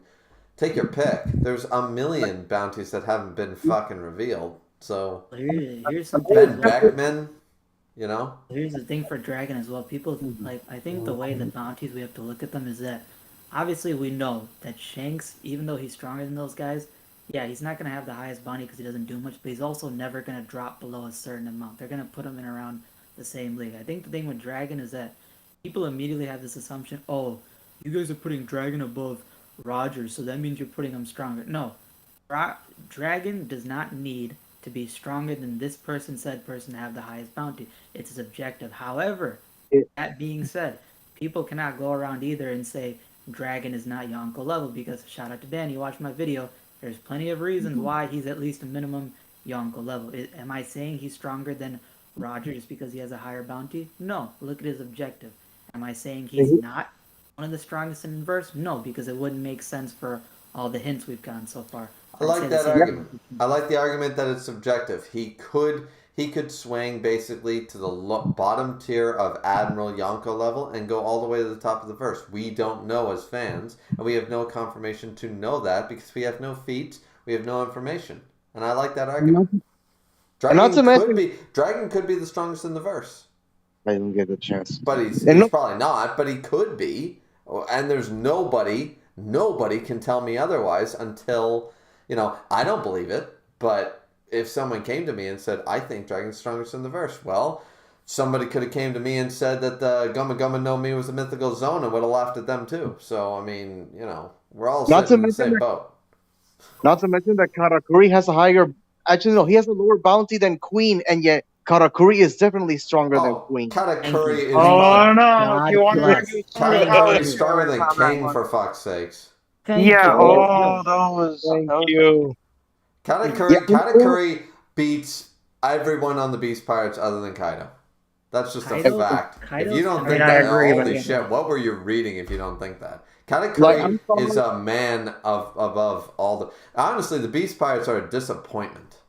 Yep. You know what? I'm going to say something controversial. Fuck it. Doflamingo's more impressive than Jack. I see no reason why Doflamingo wouldn't be... I mean, I've seen a few people. Doesn't King fair. say he's probably above Jack? Okay, I can accept... Jack has, exclusively gotten his ass kicked. Well, I'll give it this.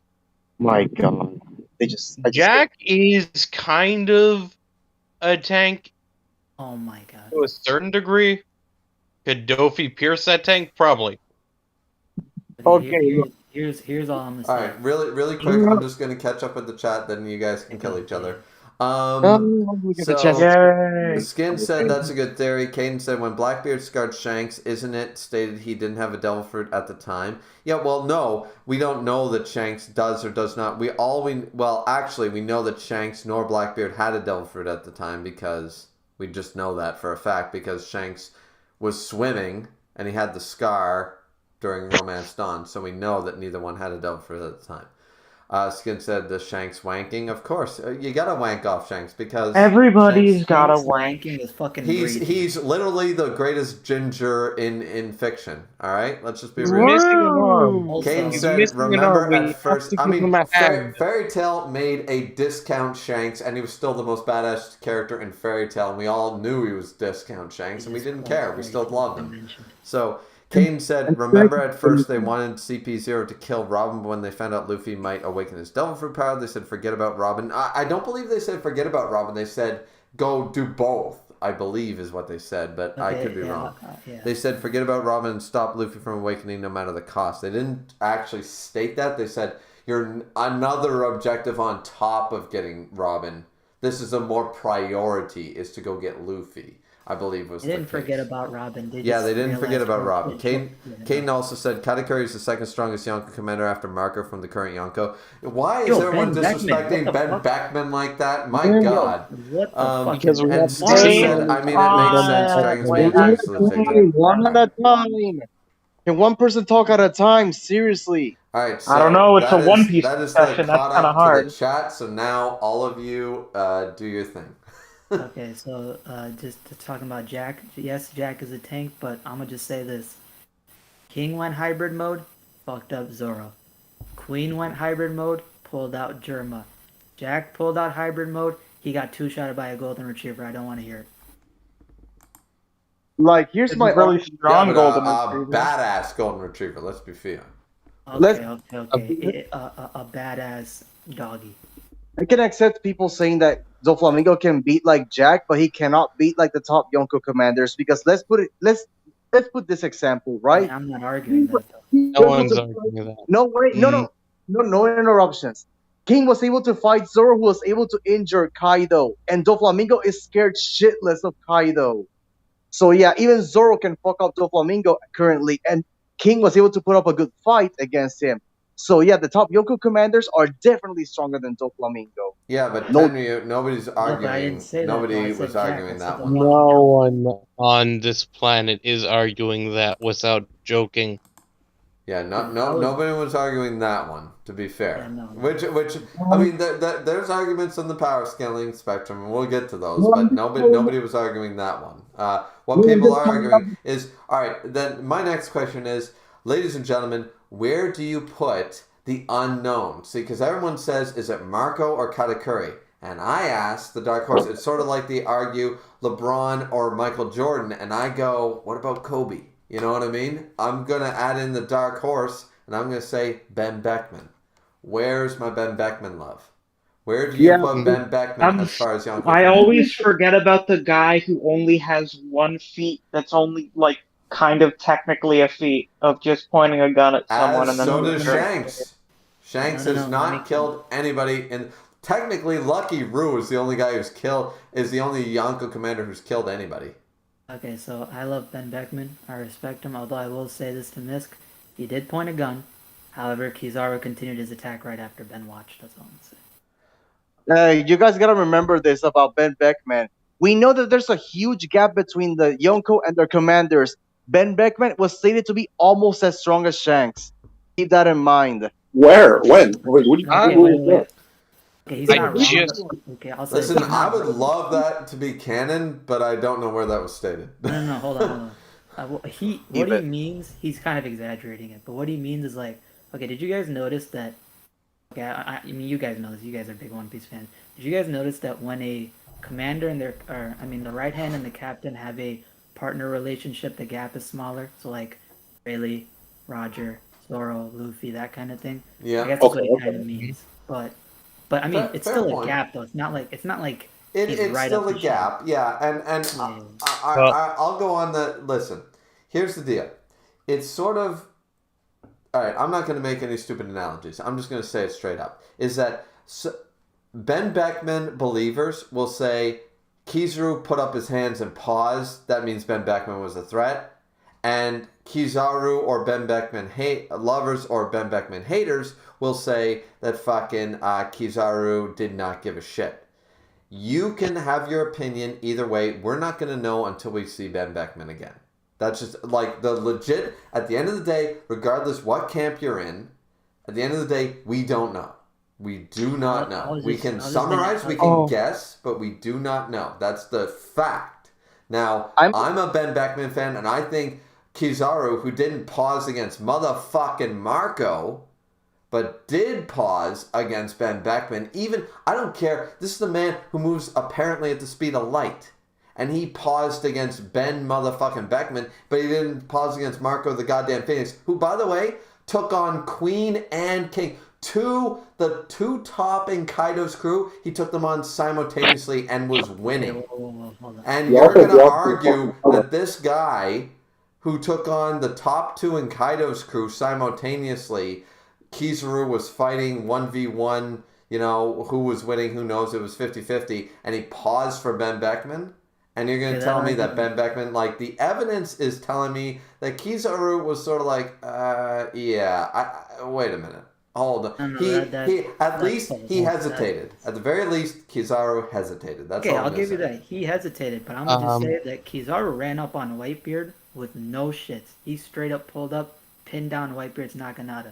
Does that mean Ben Beckman's over old man Whitebeard? No. So I'll say this. Ben Beckman, either way, to be honest, if Ben Beckman, I don't think he's stronger than Kizaru, but also he's in the conversation for strongest but also, you got to remember at Marineford, see, I hate Marineford for a lot of power scaling reasons because you have Garp and Whitebeard basically yelling back at each other. This guy's old, he's fucking trash. And they both yelled the same thing at each other. They both basically said, Whitebeard's old and dying of cancer. Yeah, well, Garp is fucking old too.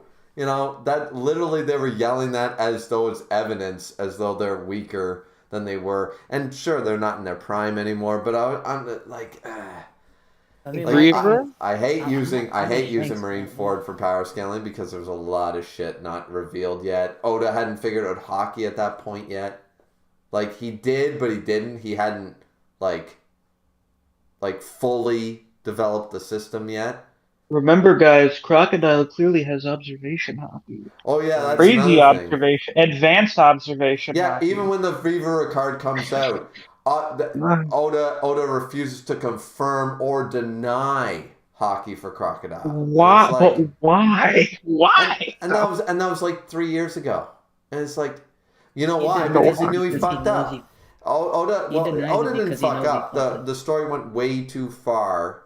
And he realized, oh shit, Logias are too overpowered. What was it? He only planned the first 400 chapters, right? He wanted 5 years. He was going to end it at 5 years. The Warlords were going to be the end, and he was going to end it in 5 years. But then all of a sudden, everybody loved it, and it was like, oh shit. So he had to change the dynamic. He specifically said that he introduced Crocodile too early, so Griever is correct. It's not even inferencing. He literally said, I used Crocodile too quick. I shouldn't have used it. Yeah, because he's also said, if you read the SBSs, he's also said that he gives the most significant, pirate-esque things to the most significant characters. And we have yet to have our eye patch character, but he gives, the one-leg guy to Zeph. Very relevant to, of course, Sanji's backstory, who becomes a staple of the Straw Hat crew. One of the most popular characters, the cook on the crew, one of the fan favorites, a great character, right? And then we had Crocodile with the hook, the classic hook. He said the eye patch guy's coming at the end of the story, which is interesting. And everybody thought that Jinbei would show up with an eye patch. I wonder if it'll be Green Ball. Wouldn't that be wacky? I would hate for that because I really wanted Jinbei to come with the eye patch. I really did. But then again, for all we know, Jinbei gets involved in the Kaido battle, gets scarred by Kaido, and needs to wear an eye patch. Oh my god. He would look good with an eye patch, I have to admit. Jinbei would be a badass with an eye patch. Jinbei's already a bad. Jinbei is just... Yeah. Jinbei slept on. People sleep on Jinbei. That man has been impressive. So, taking away the power scaling discussion, I want to reference Mr. Morge's video on, the sun versus the darkness. Basically the Ace versus Blackbeard fight has a lot of symbolic meaning to it that continues to this day. Now that Luffy is confirmed to be Nika, therefore now the fight is going to have poetic justice because the sun is going to defeat the darkness this time. Unlike Blackbeard. Who was the one that's always been pushing the raid will fail thing? Mr. Morge. Has anyone checked on him lately to see if he's okay? He was excited. I love that Miz is just more concerned. It's like, is he okay? Is he down in the corner in the fetal position? So fucking wrong he was, No, King No, of but- Lightning and JD Legend were memeing. They're like, No, oh see, shit, like from a storytelling perspective, I don't know if you guys will argue this point, but I have said this since my first channel and now this channel, right? And I've said this for 5 years, since before Whole Cake Island. Wano can't fail, and it's very simple. It's because Whole Cake failed. Technically, Whole Cake failed. Luffy ran away. He did not win. The newspapers say he won, but did he beat a Yonko? No. Nope. Did he defeat a Yonko territory? No. He did not win a fight. So in Wano, where all the stakes, if what happens? Think about it this way: what happened? What are the consequences of Luffy losing? Well, Griever, The consequences of Luffy losing Whole Cake mean nothing, because the citizens of Whole Cake are Big Mom citizens. The consequences of Luffy losing in Wano is everything. He needs to win. The raid needs to be successful. I don't know how it's going to be. I don't know if Kaido dies, if Big Mom dies. I don't know. And I've said this the entire Wano reviews for the last 5 years. I've said this constantly, is that Wano needs to be successful, because the alternative is everybody loses, everybody dies. You think Kaido's not going to blast breath all the samurai if Luffy loses? Like, of course he would. So what's left? So it needs to be successful. Now I think that Oda, right now with this chapter that we just read, knows how to do it. I think he knows how to get out of this in a great writing way. Maybe not 10 out of 10, 11 out of 10, but I think he knows a way to make it so that maybe Kaido doesn't die or something like that, but Wano is going to be liberated. Wano is going to be the home of the samurai once again. And I think that's the only answer. I don't literally see. Maybe Oda is thinking, I'm thinking checkers and he's thinking chess and he's got a way around it. But from my perspective, from storytelling perspective, Wano has to succeed. The raid has to win. You know keep what? in mind too with Whole Cake. you can- Keep in mind too with Whole Cake Island. His goal wasn't to take down Big Mom either. It was just to save Sanji. But he did specifically say, he said, after I whoop Kaido's ass, Big Mom, you're next. That's So when true. he He came did into- say that. When Well, he came into Kaido's true. territory, he was looking to liberate and take down the bastard. So That's true. I think at the Not to same time, mention, if I spent 5 years reading an arc only for the main characters to lose, I would probably reconsider life choices. Ben, what were you trying to say? I was gonna say, for starters, well, I mean, I do like how Luffy will come back for Big Mom later, but I'm not gonna lie. I feel like it'll be kind of like a mid-diff fight, and now that Yeah, he would beat her ass now. yeah, like dude, if he's about to beat Kaido in a 1v1 right now, he's gonna fucking shit on Big Mom if okay, Captain. All right, let's- First hold off, on, guys, because I let's just- not I forget want- Kaido did a 1v15. Yeah, It's yeah. Like I'm with you. Yeah. Hold on. Zones can regenerate. You like know, you were all very much disrespecting Big Mom. One person talk at a time. Seriously. feeling Okay, Griever, can I have permission? I'll pass it off to you. Yep, sure, Dio. Go ahead. So here's what I'll say. Yes, zones can regenerate. However, regenerating a tiny. Okay, let me be like Taekwon for a second, Ben. Let me use Pokemon terms. You have leftovers equipped. Oh god. You get a little bit of health back. That is completely different from Luffy getting knocked out, taking a nice old nap, waking up, then getting knocked out again, then getting knocked out another time, and one of those times, remember, Luffy ate food. In the One Piece world, when Luffy eats food, he gets a full power up right back. So Luffy has not only had breaks, he's had literally people jumping him. Let's flashback right here. You've had the Akazaya 9, you had the 5 Supernova, you had Yamato stun herself, then you had Luffy going again, and a specific thing Yamato said, which I'm sure Griever can get to as well, she said a specific thing that made it clear that Kaido has been losing stamina. She says to Momonosuke, why is the whole island shaking? Why is it falling apart? Oh, because Kaido is getting weaker now in the battle, and that's why the flame clouds are getting weaker. That's why Momonosuke has to make new ones. It's not just because Kaido plans on dropping an island. No, she literally says, if Luffy beats Kaido, or if she weakens him, like if he beats him up anymore, Kaido's gonna release these flame clouds. Like he'll be too weak to keep it up. All right, I'll pass it off to you, Griever. All right, I agree with that absolutely 100%, and that was the point I was going to make, is that people are sort of disrespecting Big Mom only because Kid is a bitch and stuff He's like a that. trash. Fucking Big Mom, Luffy would still, I don't give a fuck about this new form in that regard. Gear 5th, would Luffy beat Big Mom? Maybe, but it would still be a high diff fight. I'm going to argue that until the day I die, because at the end of the day, Big Mom and Kaido, remember that Kaido wasn't the only one taking damage. Big Mom was also fighting the Rooftop Gang. Big Mom and Kaido have been fighting no less than a dozen different high-level adversaries this entire thing, and now you're going to argue after the... And they've beaten them. They've beaten down every single one of them. They keep beating them down, and then a new one comes up. I mean, hell, Kaido just fought Marco for half a second. Like, they're not fighting weaklings here, you know? So, Also, yeah, at the end of the day, Luffy, yes.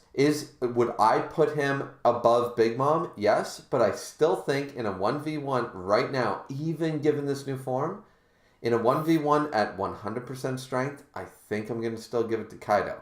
Currently. After this fight and he gets his Zenkai boost and stuff like that, maybe. His Hockey Bloom, maybe. But right now, I think I put him in between Kaido and Big Mom. I really do, because it's a high diff fight for Big Mom, and if Big Mom beat Luffy, I wouldn't be surprised. If he beat Big Mom, I wouldn't be surprised. It's one of those. It's a very 50-50. And people are disrespecting Big Mom just because she got beat after taking on, once again, all the, basically, relatively speaking anyways, not the 9 scabbards, but taking on the same amount of damage that Kaido's been taking on. And everyone's sitting there like, oh, well, that doesn't count. It's like Law's food is motherfucking broken, and nobody's acknowledging that, you know? Yeah, Like, if you want an example, Ben, I'll also say this before I'll let you the other side talk as well. I'll just shut the fuck up. But also, if you want an example, like, here's what I think. If you were to argue that Luffy's peak power, like peak attack power, speed, everything is going to match Kaido, I would agree with you, because if you look at the Katakuri fight, we saw a theme that, yes, at the peak of their power, those two were matching. However, in durability and stamina, we saw that Katakuri was above Luffy. It was a clear fucking cut. Like, Luffy had to run out of the mirror realm. He had to take rest. He's doing the same shit here, except he's doing it to a higher degree because it's a Yonko. So I would say by the end of this arc, is he going to match Kaido in power? Yeah, I would say that. I'd say he can do that. But in terms of durability and stamina, I think it's still a big difference. I think once we go to Elbaf, and maybe he talks to Shanks, learns more about Conqueror's Haki, I think during then, when he fights Big Mom 1v1, it'll be no interruptions, nobody. He gets his durability and stamina up, and he beats her fucking ass, as he should, because she's a fucking fraud. But once he does that, then we'll get there. So yeah, other side, take it away. All right. Not trying to change the subject entirely, but to clarify, we can all agree that this new form is an awakening and Gear 5th, right? Correct. Gear 5th is his awakening. Gear 5th is just what he called. He's calling it Gear 5th. He can, instead of doing specific body systems now, it's literally just him doing whatever the fuck he wants. Okay, now looking at this new form or whatever, the question came to me: how did he get this new form? And the answer to that would be getting beaten down by Kaido, right? Like, quote unquote dying, if I'm correct. Now, I'm starting to wonder: will he be able to use this form whenever he wants, or is it now going to be like a when he's about to die, kind of like, oh, I'm gonna, like, if I die, my heart will like start back up again, and like now I can use this form, and maybe like my rubber fruit. Yeah, maybe if you were to, my heart will beat again. maybe if you were to, it's kind of like a second chance, where if he dies in his normal state, he comes back with the awakening. But if he dies in the awakening, he's dead for good. Like, I'm wondering if he's not going to be able to like use this form whenever he wants. No, I think it's. I think there will probably be some kind of limitation on it just because of how broken it is. Obviously, it's pretty standard shit. Right. It'll probably be like year fourth where there will be limits, and then he surpasses them. And also, to bring it Right. up, Ben, did you hear about the Kaido theory that relates to that? I have not. I'll make it brief. I don't want to take up too much time, but basically, there is a theory. Now, this only applies to mythical zones for now, but there is a theory that because it took Luffy to die to awaken his devil fruit and awaken this joy boy within, people theorize that that's the big reason why Kaido wants to die, because at some point he realized Ooh. that I've heard death is that. how you Oh, I get. hate that fucking. I've theory. heard it, but I don't think Well, that's well, in line here, with let the me. whole death. Well, actually, no. I don't know. No, Because I'll tell originally you. my. No, I'll tell you why Well, that here, theory is hold on. bullshit. Before I before can before argue the it. Tigers, before the Tigers get loose on me, just wrap it up. So, I know it's controversial, but I was gonna say that forget the Joy Boy thing. I think one of the ideas also behind it was that okay. First of all, I'm just gonna say this.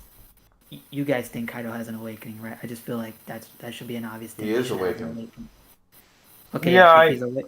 figured he The just dragon was. form is his awakening. He's got the fish fruit. He was a No, magic no, carp. no, Now no, he's a Gyarados. no. So that's the thing. In an SBS, though SBS where Oda gave people devil fruits, Zoro and all of them, Yeah. he confirmed there the name of the devil fruit is fish fruit model dragon.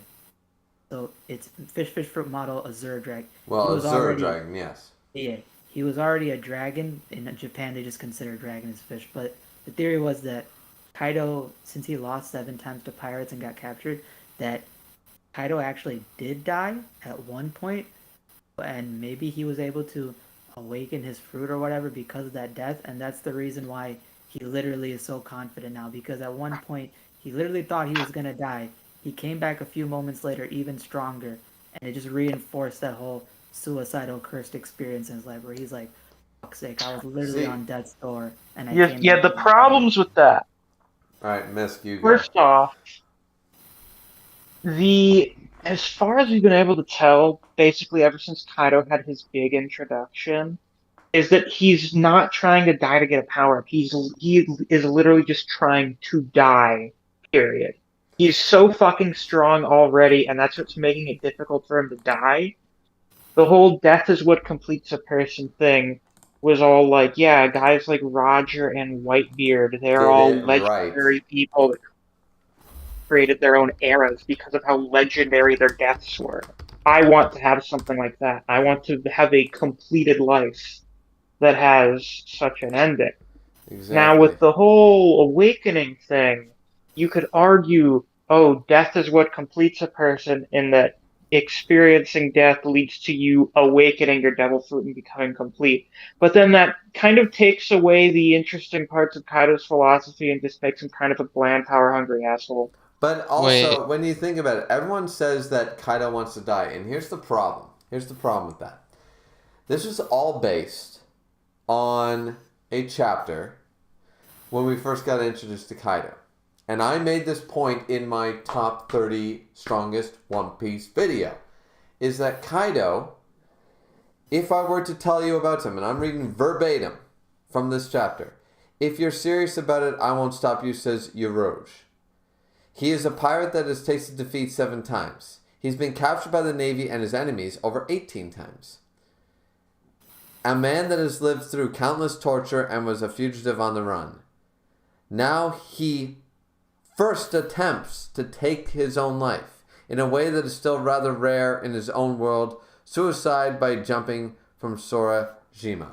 So, why did people, once again, he could have been drunk as a skunk and actually confirmed that he was drunk when he landed.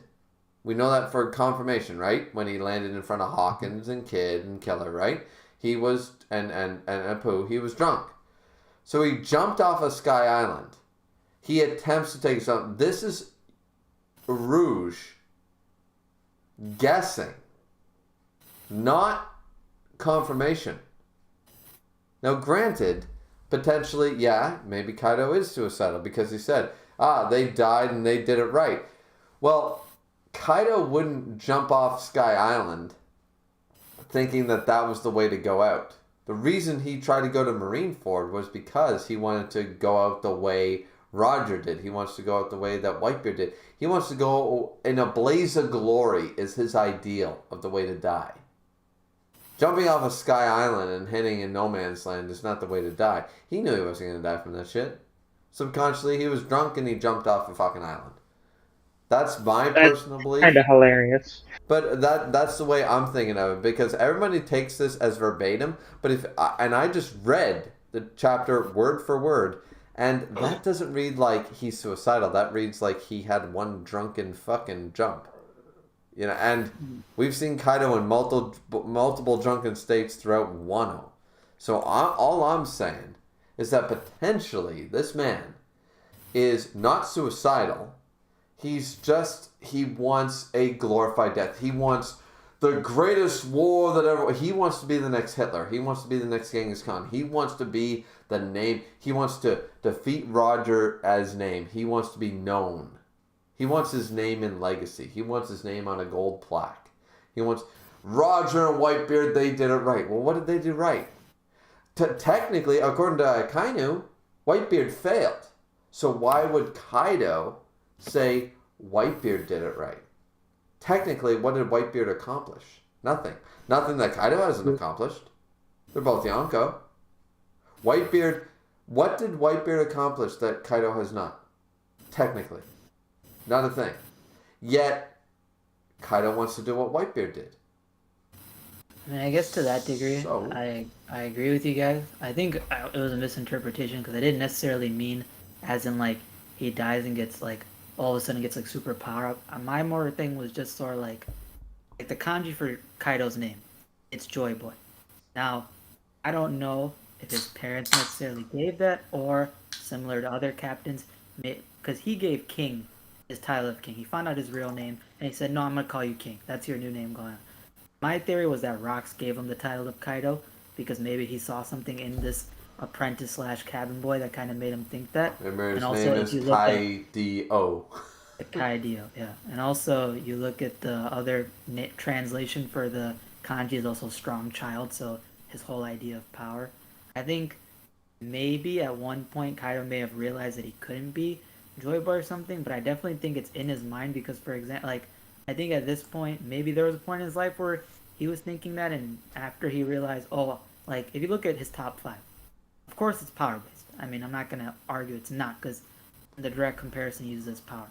If you look at the people as well, I don't think it's far off to say he also looks up and respects those people because they are Joy Boy candidates.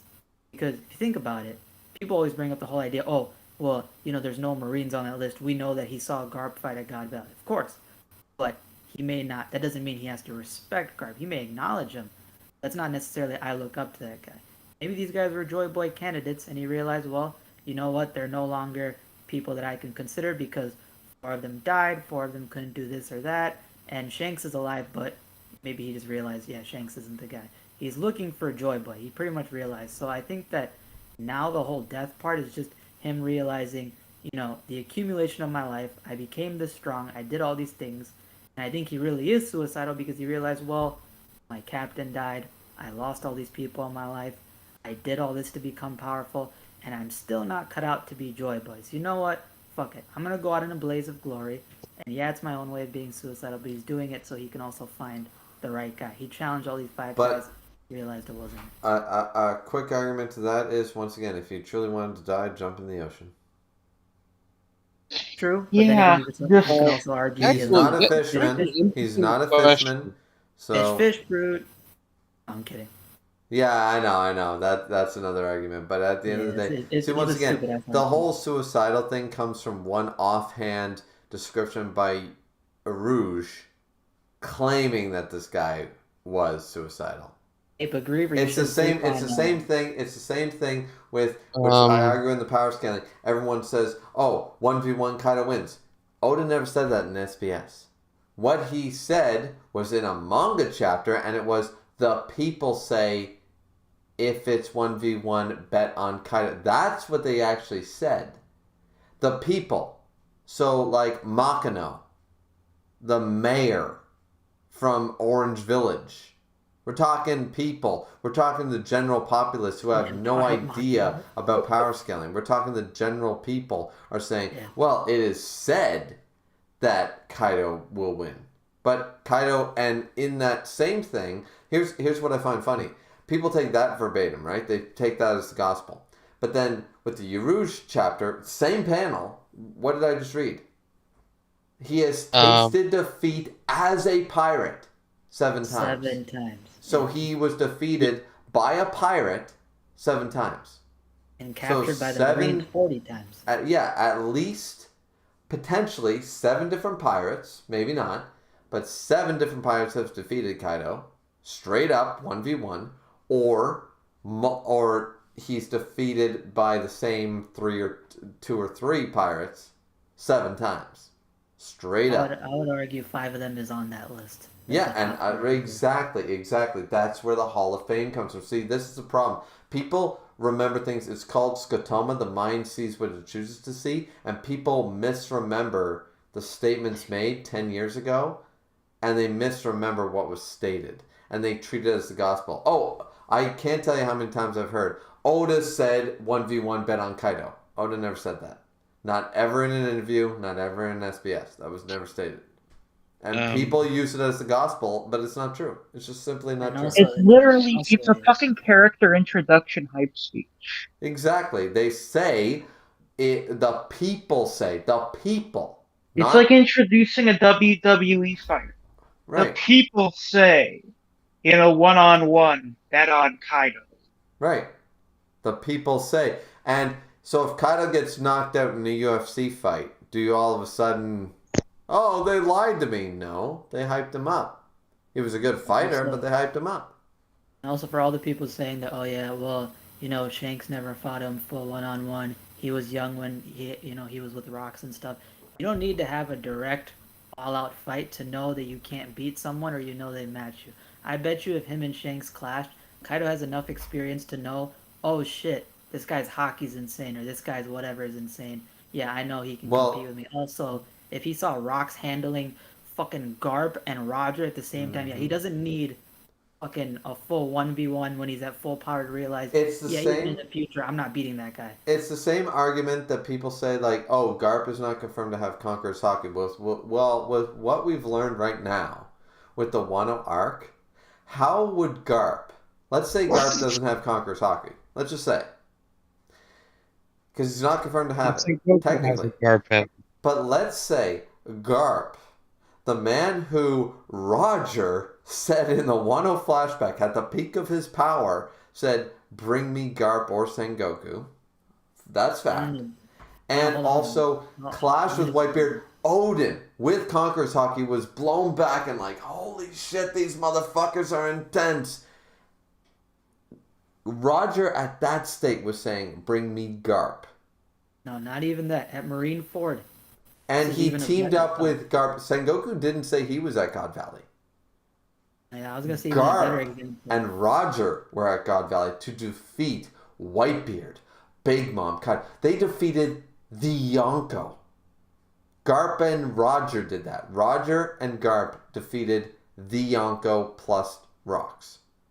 They did that. It isn't actually stated that they fought all of them. Okay, hold on. No, it stated that Whitebeard was there, Big Mom, Kaido, Shiki. They were there, but it doesn't necessarily...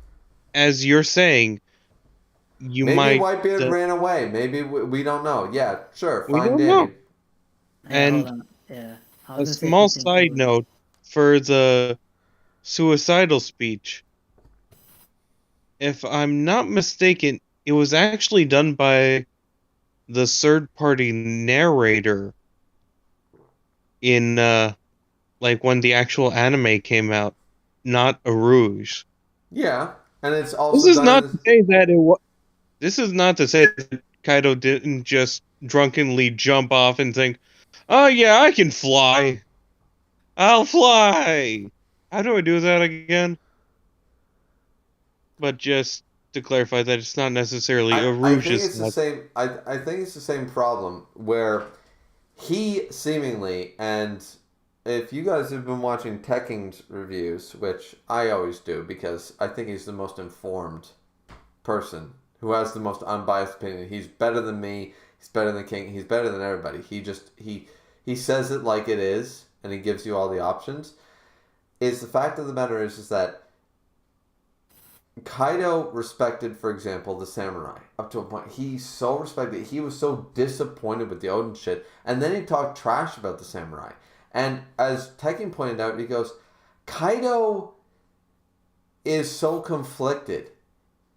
He says one thing, but he's actually mad about another. He needs like as Tekken brought up and laughing, he said he needs a therapist because he actually, like, once again, like bringing up the suicide thing, and that's my point, is that maybe he actually doesn't want to die.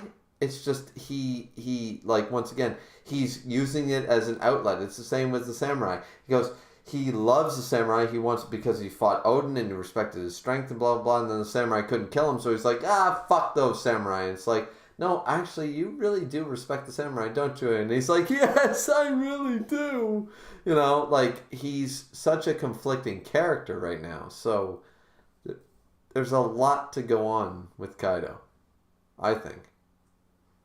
And not to divert it too much, I was going to say, in response to the two previous points, also for the whole Garp thing, another thing you can bring up as well is that we have that Roger feed as well, but you also have the fact that literally at Marineford, Roger himself said it in the jail, so he's like, oh yeah, Garp, you and I almost killed each other on multiple occasions. That alone right there says it. That, yeah, not only was it clashes, it was literally... Oh, well, Dio, you probably weren't around back in my day when everyone said Garp only got the title of Hero of the Marines because, and they disregarded that line, and they said that he only got that because he took in Roger. When we found out that all that was bullshit and stuff, all those Garp naysayers went the fuck away. But I fought that battle for 6 years before that was so. Listen, man, trust me, my man. Bro, you think I'm not a King of Lightning fan? I know all about that. I know about the slander that came in every one of his streams involving Garp. I actually watched the whole Garp is Admiral level stream as well. That was there's a lot of slander. So I gotta ask because Band has been quiet for a while. Band, what are you thinking, my man? I'm not even sure anymore, man. Like, my previous statement, I'm not sure if you were here for it because I was watching the stream. It looked like you left, but it's still on my mind about how I'm not sure if Luffy can actually use this quote unquote awakening at will, seeing how he didn't like get it from training. He got it after being, after dying. So I'm wondering if he can actually use it on his own, or will he have to die again? And then, like, it's the second chance. It's just on my mind right now. Well, like, technically speaking, all right. So your big questions are: will Luffy be able to use this after this fight? And how long can he hold it? Yeah, basically, yeah. Well, all right. To answer the first question is, we don't have any idea. I mean, nobody does. But I'm going to assume there is a time limit similar to Gear 4th. I'm going to assume that not a time limit necessarily, but there's going to be a stamina usage. He's going to use it, and it's going to use up. We don't see any evidence of the vulcanization of Haki. That doesn't mean he's not using it technically. Oda has been very... free with that artistic choice in the past. So maybe this is full Haki, maybe it's not. And we know he's exerting Conqueror's Haki like crazy. We've seen that. Like, we know that. So he's using enormous amounts of Conqueror's Haki, and maybe this is full stamina based. Can he maintain this form for more than a few minutes? Who knows? We'll have to wait and see. But yeah, definitely good questions. Excellent questions. I mean, at the end of the day, my biggest thing right now is that everyone give my disrespect to the main man, Ben Beckman. That's all I care about. To actually go back to my point, it brings up another question. Sure. So, we can all agree that Luffy did die from that hit when Kaido basically smacked him. No. Well, Yes, he did. Yes, he did for a couple of moments. And he came back as quote unquote Joy Boy. Now, my question would be, why didn't this kind of happen assuming it didn't happen, why didn't this happen to people in the past that ate the Hito no Mi? Like, by that logic, why didn't that happen against Crocodile? Well, I don't know. I'm trying to figure out like why did it happen? That's why I'm saying that I disagree. Because A lot of Oda people are going to say decided it was too Actually, early. a lot of people are going to say, as you're saying right now, Ben. A lot of people are going to say no. We all agree that Luffy died right there, and I'm going to argue no because technically Luffy died against Crocodile twice. well, no, I He didn't. didn't Yeah, die. but with Crocodile, we didn't have any confirmation. Momonosuke No, we didn't. confirmed that Luffy. So he lost the voice of all things. So what? That doesn't say shit to me. Yeah, no. I'd say Kaido knocked out Luffy. Kaido knocked out Luffy off of Onigashima. They still heard his voice. His voice was still projecting. At this point, they died. And Water. it was to the point that when Luffy came back, his heartbeat was completely different, and that's when Zunisha commented on it. Maybe Right. it did. I'm not denying that it happened. I'm saying that I'm going to be in the camp of Luffy didn't actually die. Luffy was at 1% you know what? HP. That's all I'm You know going. what? It's fair either way because we don't know what happened. We don't have Right, exactly. That's what I'm saying. Like I'm not gonna say that you guys are wrong. I'm just gonna say that my camp is different. Yeah. Until we know. Until we know. Once again. Yeah. It could have more to do with hockey or just the passage of time. Heck, it could be all three. Nearly dying, having really powerful hockey, and enough time having passed. I mean, you can actually argue that a lot of people, like for example, have you heard of the state of near death? That's an actual medical thing that people have been in, and Luffy has been in that situation a number of times. Well, So yeah, indeed. I can easily argue that he was in a situation where the voice of all things was so dim that even Momonosuke couldn't hear the voice. And then it was sort of like you know how you're technically dead for like 50 seconds and somebody brings you back with CPR.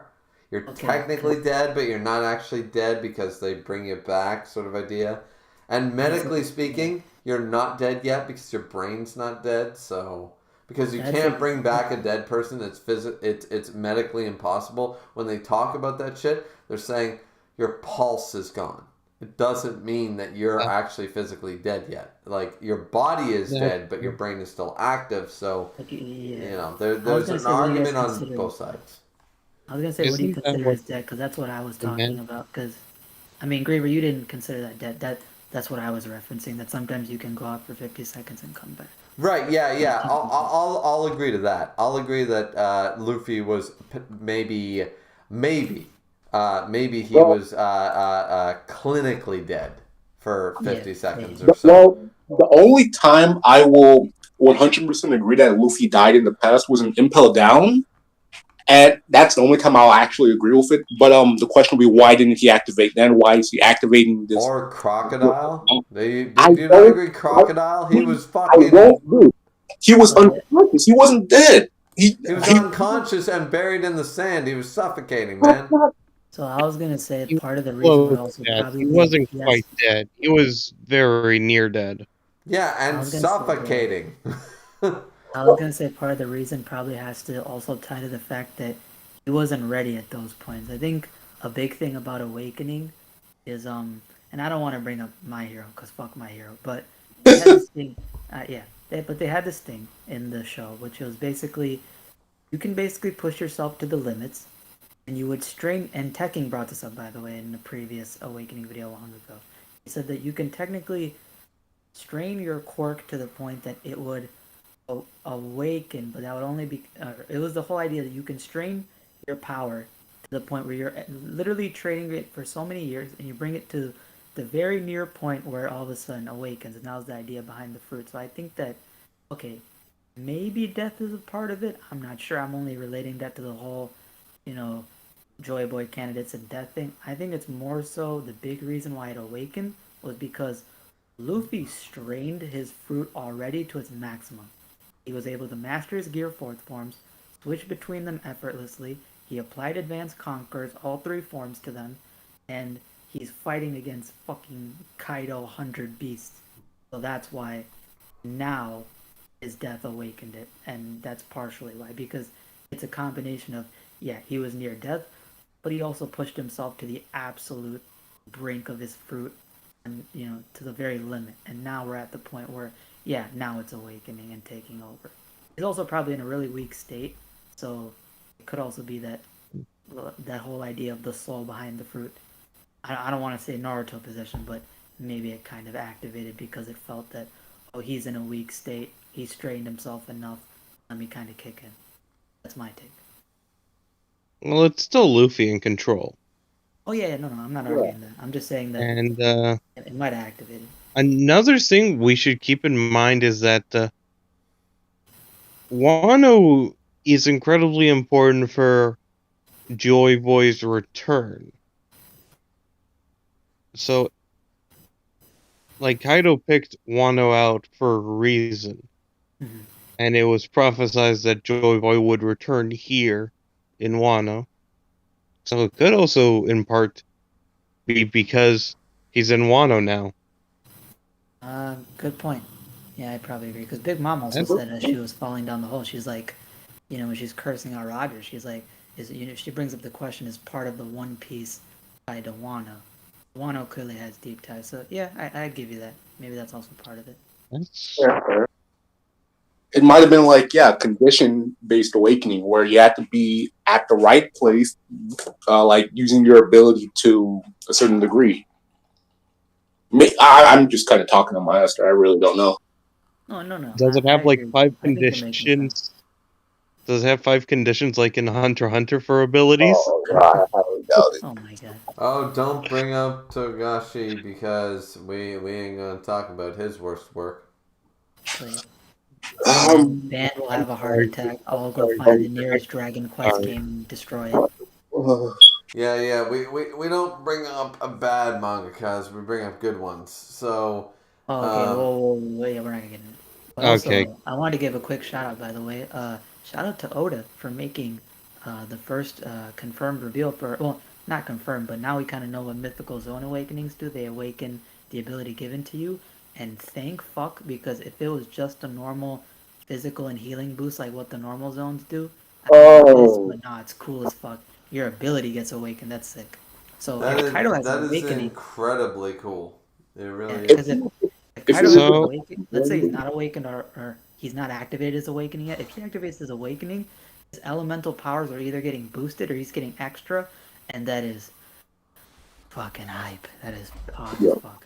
Also, this- side note, we can all agree Marco's awakened, right? Okay, I don't know. about that. I don't know. I really don't know. I really don't know. Yeah. I mean, if it is, I won't be mad, but I'm not gonna bet. Yeah, I Only wouldn't reason He's only reason Zoro that- awakened, I don't know. I only mean, reason- I'm going to argue that maybe some people aren't awakened because they feel like their a fruit is more as powerful as is. Like maybe Marco doesn't feel a need to awaken. I don't know. Like Does You all gotta- right, I think there's here's the certain best statements question. you can make. Here's the easy question. Does Crocodile have hockey or not? well, I mean, he clearly, like, once again, it's like Garp with Conquerors. He clearly does, but can you say with absolute certainty that certain devil fruit users are awakened and certain people have hockey? You can't actually. You want to say it, but until it's confirmed. Yeah, but I Fair think we can still make safe assumptions though, because like okay, We can Marco, make safe, safe Yeah. assumptions, 99% accuracy, sure. I'll agree with that. There's only 2 people I would probably be willing to put money on that they probably do have awakening, but that's because that kind of put reason. Kaido, number 1, because he's the strongest zone and he's had his fruit for Yeah, a long sure. time. And then Kizaru, I do it because we see that Aokiji and Akainu is awakened. And also people have this thing Yeah. where it's like, oh, I don't know what Kizaru's awakening is going to look like, so he can't have it. We didn't know what Law's awakening was going to do, and yet it Exactly. happened. Yeah. And we Can't have just like Sengoku's awakened, I'm sure. Katakuri Oh, is that's another one, confirmed that's to be another one. awakened. Like there's quite a few awakenings that I'm pretty sure that we can confirm. Same, it's like Conqueror's hockey users. You know what I mean? Like Mihawk has Conquerors. That's pretty much That's very safe. such a safe bet. You want a safe way to say it? Whitebeard himself said their battles shook the Grand Line. That could Yeah, happen like with even Conqueror. Whitebeard was like, these youngsters should have seen you two fight because that shit was dope. Like basically, what he was like, that shit was awesome. So And for all the Whitebeard, Mihawk, a man who for all the clashed Mihawk, constantly with Roger, thought that their duel was cool. exactly. You know, you don't have fucking Michael Jordan sitting back and going, yeah, that was mid. You know, no. If you got the new MJ, when you got Kobe Bryant versus LeBron James and MJ goes, this shit's a good matchup. Then you say, fuck yeah, MJ said that shit. So you go with it, right? So You took the words out of my mouth. I was just gonna say, people hating on Mihawk, fucking Whitebeard fought Roger and he was at God Valley. Also, I don't want to get into it too much. It was toxic. People have been making this fucking blasphemous theory that old man dying Whitebeard at Marineford was stronger than Mihawk. Mihawk was not even fucking trying at Marineford. He didn't use any hockey. He did Nameless casual attack. fucking slashes. Mihawk, I put him, now granted, prime Whitebeard above Mihawk and Shanks. Oh yeah, for sure, yeah. But old dying Whitebeard, I once again, I believe in my top 30, I put Mihawk at number 2. Because Mihawk is the reason I did that is because here's from the information we know. Now correct my facts here. But Shanks, if you believe him to be the strongest in the verse, then he dueled with Mihawk. Mihawk shows up and says, Shanks goes, you want a duel? And Mihawk goes, I got no interest fighting a one-armed man. That tells me that he literally thinks Shanks got weaker, so he doesn't want to fight him anymore. Well, here's what I so probably at the end of the argue day, even regardless of that, they had a duel, they fought, and apparently they're both still alive with limb and leg. So if you think Shanks is, I don't care, put Shanks at spot number 9 on your power scaling. Mihawk needs to be either above or below. You can't say Shanks is number 1 and put Mihawk at number 11. You can't do it. You can't put Mihawk so many spaces below Shanks because Shanks and Mihawk are comparable by everything we've been told in the story. There's no way, if you're a power scaler, you're just an idiot if you put Mihawk anywhere, but he's got to be besides Shanks. I don't care where you rank them, but you have to rank them side by side. I think for that one-armed thing, I think that's also more so because, like, obviously Oda has not given a clear explanation to Advanced Conquerors, and it's for a reason. Like, we know an application of it, we know coding, but he didn't tell us exactly what it did, so I think there's more to it that Shanks will teach Luffy. And also, the one-arm thing, I think it's more so because, like, I don't think anyone can argue that Mihawk is a better swordsman than Shanks. He is. Because, like, even if you want to argue whatever skill-wise, Mihawk focuses completely on swordsmanship. A one-armed man, I think someone brought up a good argument. They said, if Mihawk beats a one-armed man, that's not something to brag about. And if he loses to a one-armed man, that's not something to brag about or talk about really much either. Either way, it's embarrassing. So I think Mihawk is a better swordsman, but I think there's more to hockey than what meets the eye. But again, I don't want to get into too much because I know. Well, once again, you're a Shanks fanboy. That's why you put hockey and all that.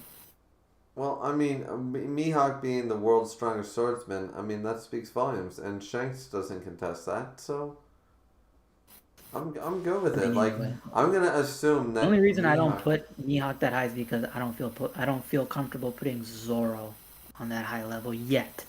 If he proves to me that he rose to that level. What he's proven to me is that he is a Yonko commander. If you believe that Luffy is a Yonko, which I do. If he's Yonko tier, then you have to put Zoro in the conversation of Yonko commanders, and then you go from there. I think Zoro can be close to Yonko level, or you know what? If you want to say he becomes, let's say, like a lesser Yonko, I wouldn't be mad. I'll put it to you this way. I think Prime Rayleigh's at that level. Prime Rayleigh was probably at that level. He would be a good fight for Katakuri. How's that? He'd be a high diff fight for Katakuri. Oh wait, do you mean by the end of the story or right now? No, right now. Right now, Zoro versus Katakuri is a high diff fight either way. Okay, because here's what I'm going to say. Are we including Enma? Because Enma is the big reason why he beat King. Well, yeah, but see, Enma, here's the thing that people don't realize about Enma, because a lot of people call this an ass bowl. Is the fact of the matter is that, and I'm going to steal from King Lightning's video, is that Enma basically absorbs Haki, right?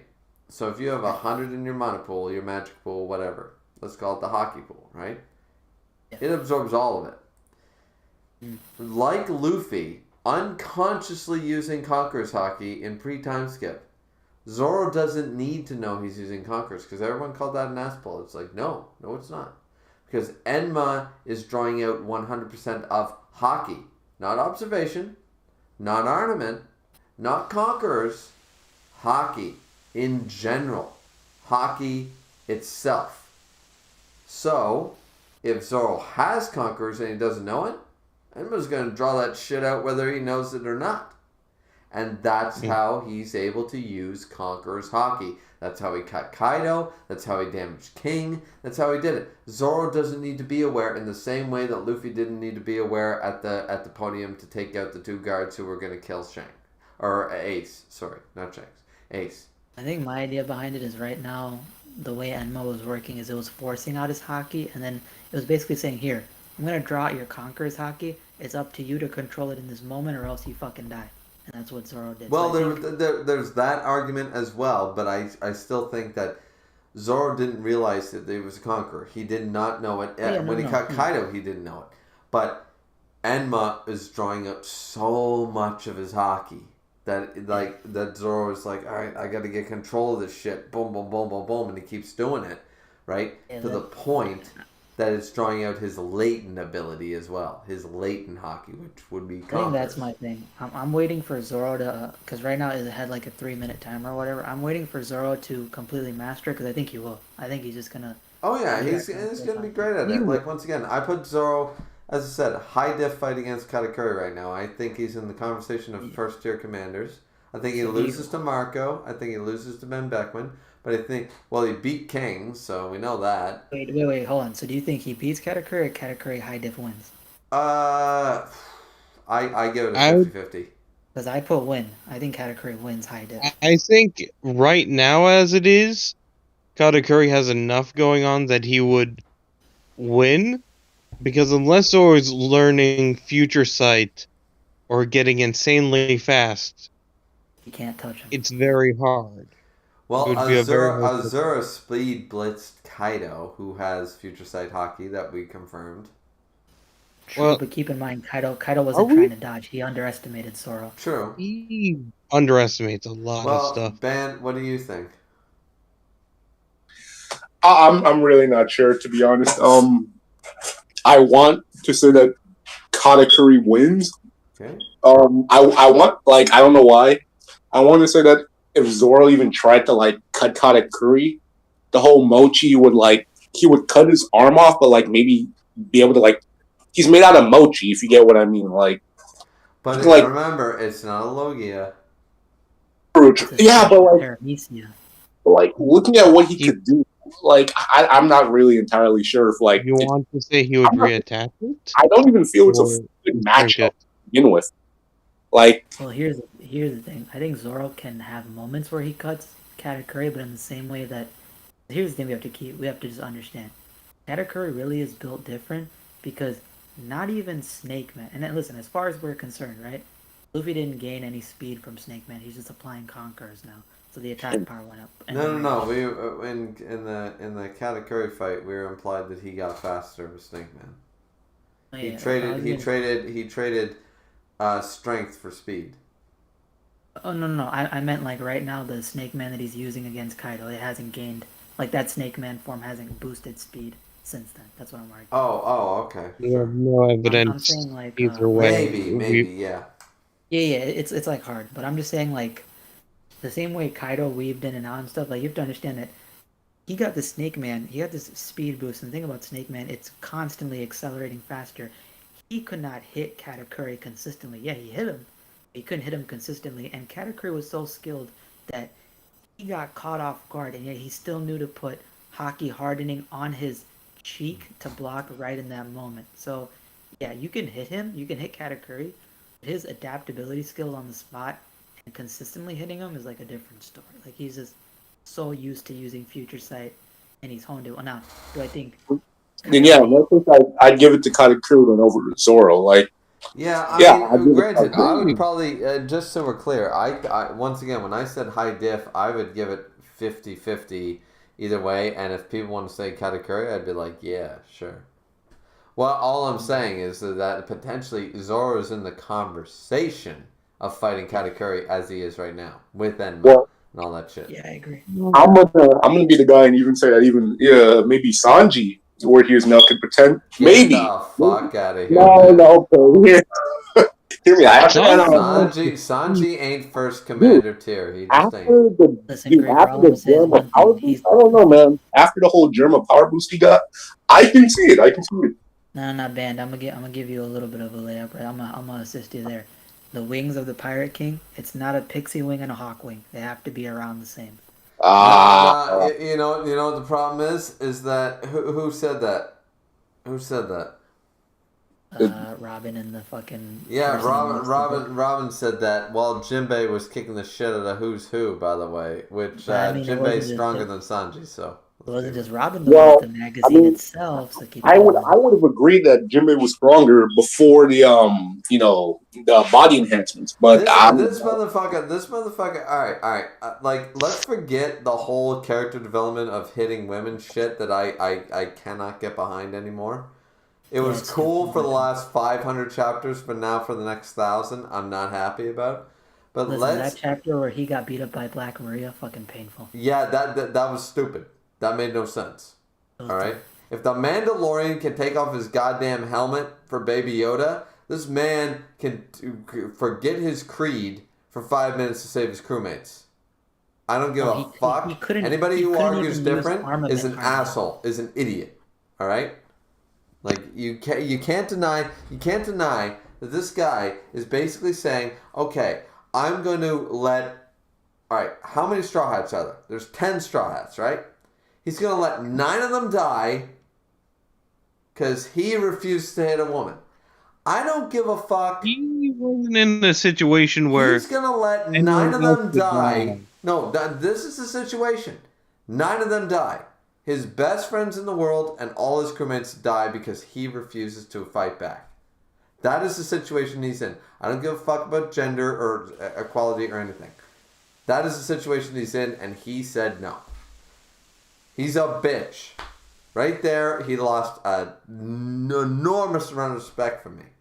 Because I watched The Mandalorian Season 1, and I said, fuck yeah, this man will save anything for one little bitch that he met 5 minutes ago. He met the Baby Yoda 5 fucking minutes ago, and he's like, fuck this shit. And he went on a mission to kill and maim for this little baby. Sanji's not willing to do that for people he's known for 3 years. Go fuck yourself. I don't give a fuck. Griever, I have one question, by the way. Also, who do you think is the bigger bitch, Chopper or Sanji?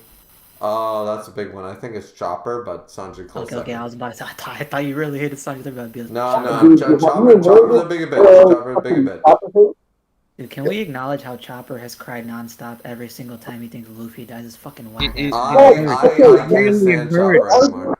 to argue that Luffy was the third person to accept him, so I can understand. And like the first one died, the second one was old as hell, so I can understand why he would be upset to the point of tears if the person that accepted him died. how many times has Luffy been in a life or death situation and Chopper's cried? Well, we're fighting Kaido here, like in Yeah, Chopper. but by Chopper logic, it's no different than Crocodile.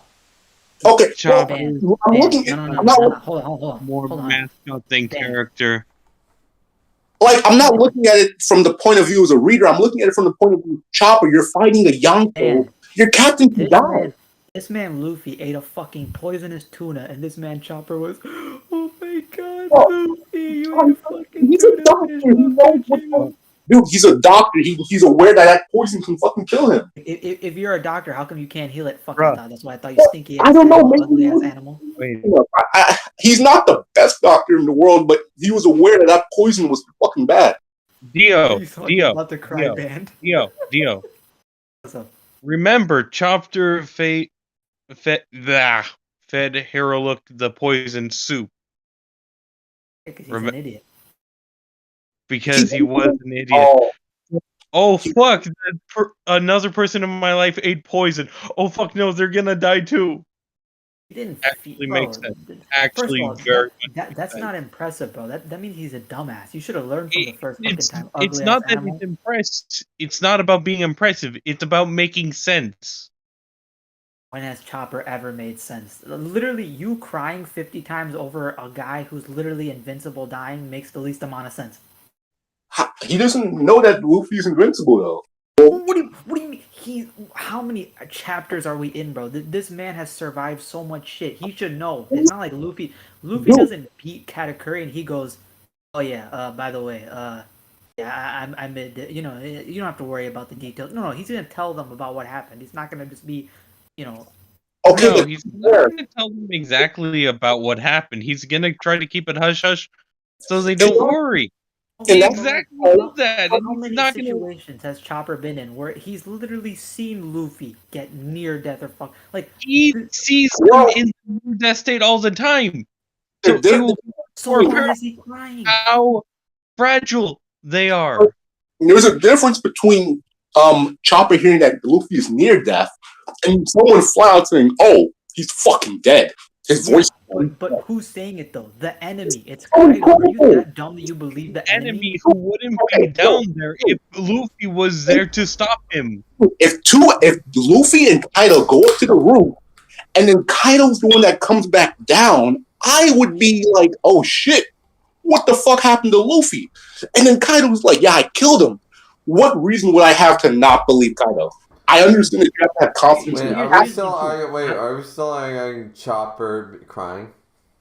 Listen, I'm Because I'm we're gonna actually end it. on Ban's side with that particular argument right there. No. Because here's why. Fuck Chopper because Nami was willing to take a Boro breath to the face to die over Luffy being like, Hold on. You a liar. Are you He an didn't die Usopp then. fan? Well, yeah, Usopp's fucking. Shut the goated. fuck up then. No. Usopp's That goated. bitch cries over Usopp- everything. Usopp He is believes goated. I don't he wanna is in hear the it. Chopper boat of believing every single time somebody says, Luffy died. Oh my god, we're gonna die. Usopp is the boy who cried wolf 101. I'm not having that. You can't Last time I love checked- Usopp and hate Chopper. They don't Hold correlate. on. They don't This correlate. is slander. Last time I checked, Usopp was willing to take that hit from fucking page 1 and all of them. Chopper's out there crying over an ice oni virus. He was fucking crying about Usopp Marco hit hitting Big him. Mom. Did Usopp ever hit a fuck? Chopper hit Big Mom. Did Usopp ever hit a Yonko?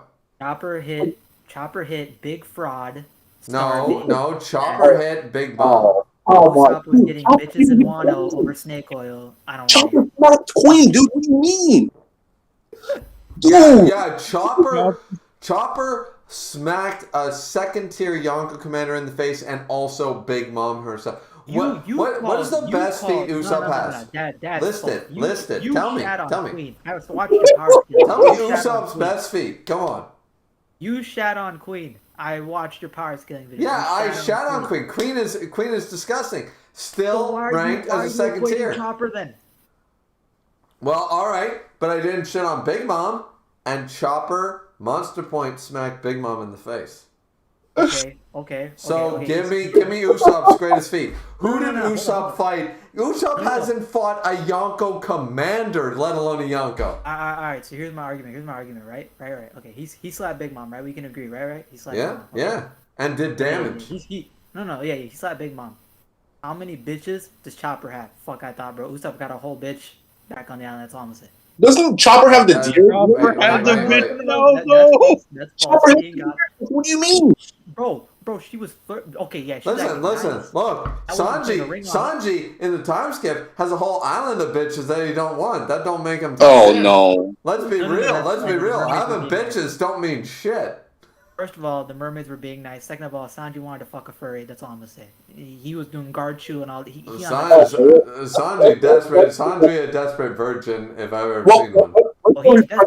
He wanted to kiss a furry. That's some desperate. He literally wanted a fucking animal. That's some desperate ass shit. Okay. Let's get back on topic.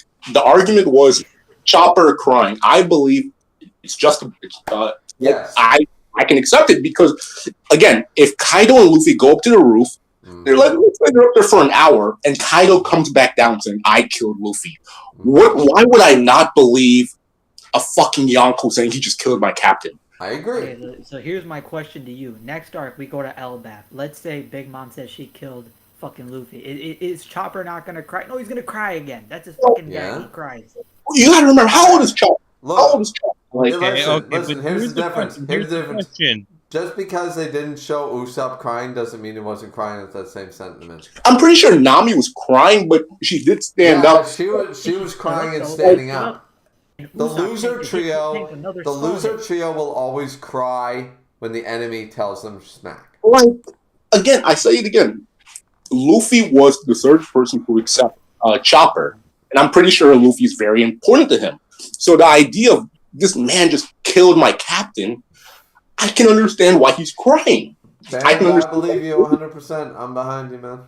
I understand why he'd be crying. Like, it's fucking Kaido. It's like, you can have confidence in Luffy, but when you're up against a fucking Yonko, remember, Chopper is not Zoro. Like, yeah, maybe Zoro or Sanji, they would. Zoro won't believe it. Jinbei won't believe it. Nami won't believe it. Chopper's every other member of the crew. Here are the core crew members that won't ever believe it. You have Zoro, you have Nami, you have Sanji. These three will never believe that Luffy loses. Okay? Jinbei actually subsequently became that because of his belief, because of everything that happened between them. But those are the crew members that will never shed a tear because they will never back down. Right. Everybody else will have doubts. Frankie, Robin, Chopper, Brooke. They will all have doubts. And that's okay. Oh, hold on. I gotta call you out, Theo. I actually have to go now. So thank you guys for having me tonight. Peace out and take care of my boys. Alright, see ya. Well, peace. See ya. Well, anyway, I'm gonna still call that one point out about Usopp, right? Because if you look back, when Alti had Alti had Nami and Usopp, right? And Alti was like, "You better tell me who's gonna be the fucking Pirate King. Who is it?" And then Usopp is lying there like a fucking bitch. "Oh, just say it'll be fucking right. Just lie." And I'm like, "Yeah, and then Nami tells the fucking truth. She's like, she's crying and weeping, but she says it. She can't say it. You can see where the loyalty is. Yeah.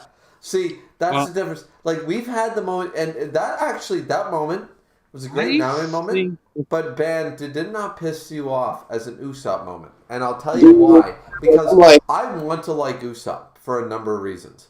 However, we saw this as far back as Arlong Park when he said, "No, I can't be this person anymore. I can't be the boy who cried wolf anymore. I need to step up." And he tried to fight, what's his name, Kip or whatever, Arlong Pirates and whatever, blah, blah, blah. And instead of playing dead, he tried to fight him. And he won. Good for him.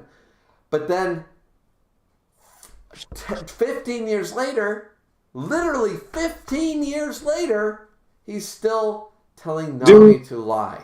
And I'm what the problem with Usopp is? He never grew. He never grew. No. What happened with Usopp is that he fucking arc. He'll be weak at the beginning.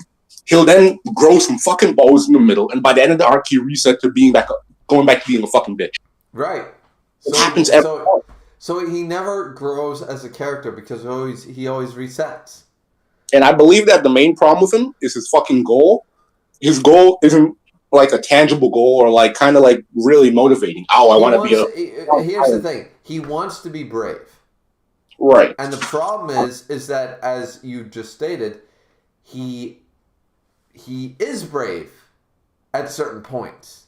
And then he resets. And then he goes back to being a coward. And he does this constantly. And he, like, Nami, like, I don't care if Usopp does it with tears in his eyes like he did like when the Mary was being burned and the Sogeking mask and all the tears and the snot and stuff. I don't care if he does it that way. That would be very Usopp. But if he did the same thing and went, "I will never say Luffy will be the Luffy will be the Pirate King. If he did the same thing, I'd be like, I respect Usopp the hell out of that. I don't care that he's crying like and snotting like a bitch about it. He's standing true, and I believe in him. Do you remember in Alabasta when I can't remember their fucking names, the mole lady and the fat dude? Yeah, and him and Chopper were fighting, yeah. And Usopp, he was broken bones, his nose was all fucked up. He was like, no, I'm not gonna let you laugh at my captain. I don't get why that Usopp isn't in Wano. Because or the Usopp who fought the captain at Water 7.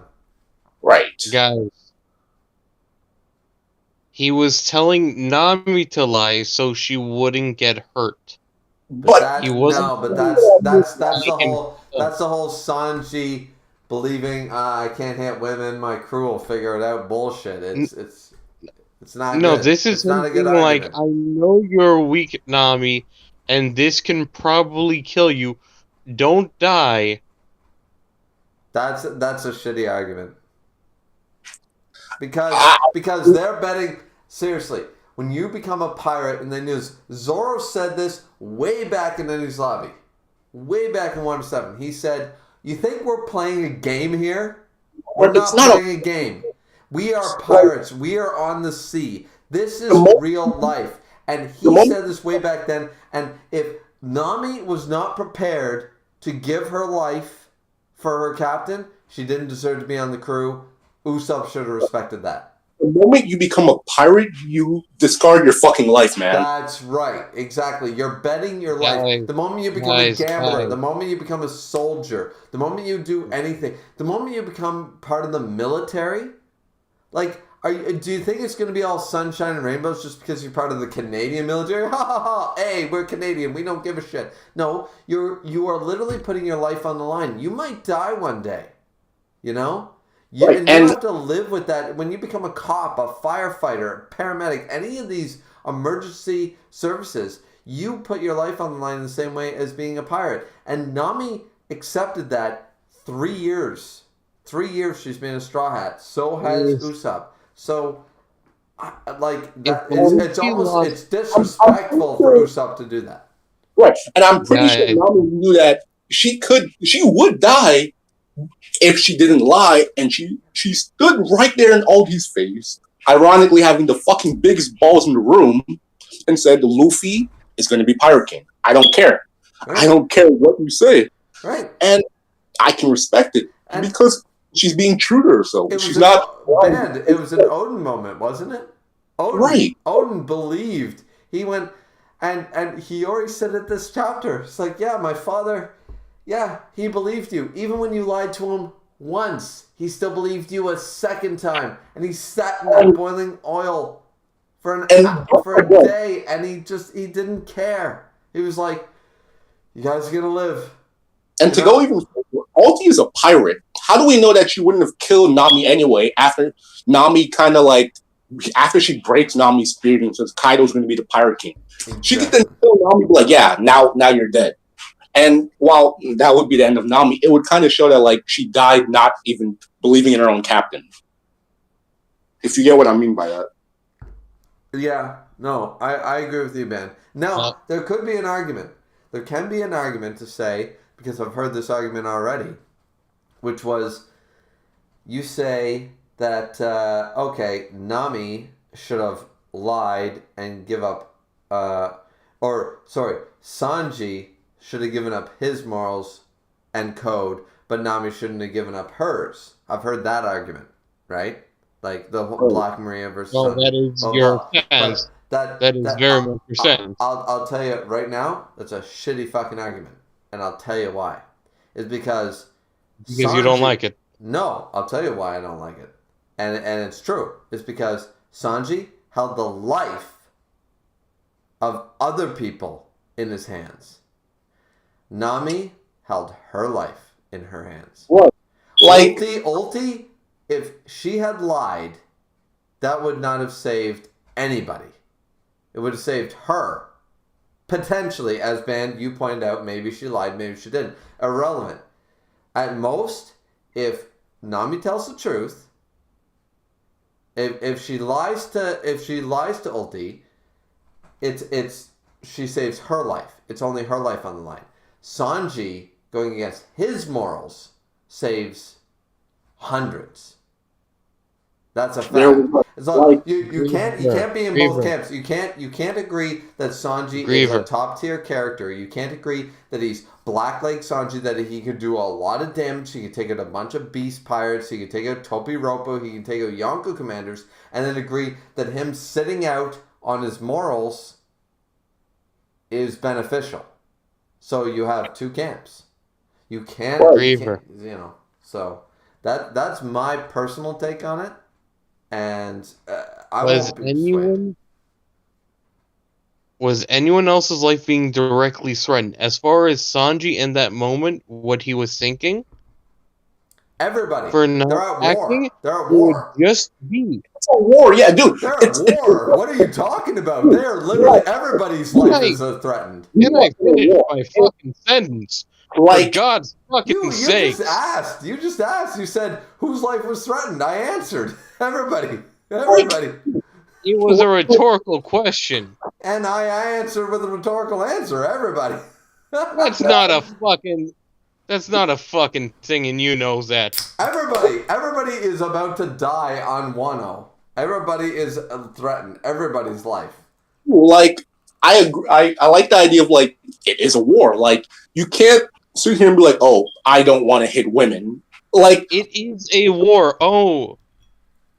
Yeah, And- and Zoro shouldn't get lost. well, Zoro's still gonna get lost. Oh, it's a war. even if you quote unquote Luffy get shouldn't lost, be That looking is some around and heavy trying to Sanji fight random fanboy Zoro people and hater just go logic. for Kaido. Luffy still did that. okay, but let's go back to that. Even if Zoro got lost, he's in enemy territory. Him getting lost, he can still take out fucking fodder and help his side anyway. In Sanji's That case, would not actually help that much because Zoro takes out a bunch of fodder, gets tired, and hey, King's around and just wipes everyone out.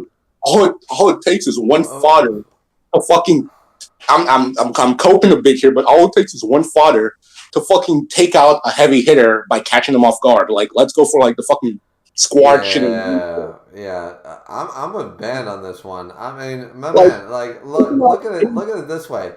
Sanji is, I don't put him in my top 30, but he's still a contender. He still beat a Yonko commander number 2. So he's available to take out potentially multiple Topi Roppo assists anyways.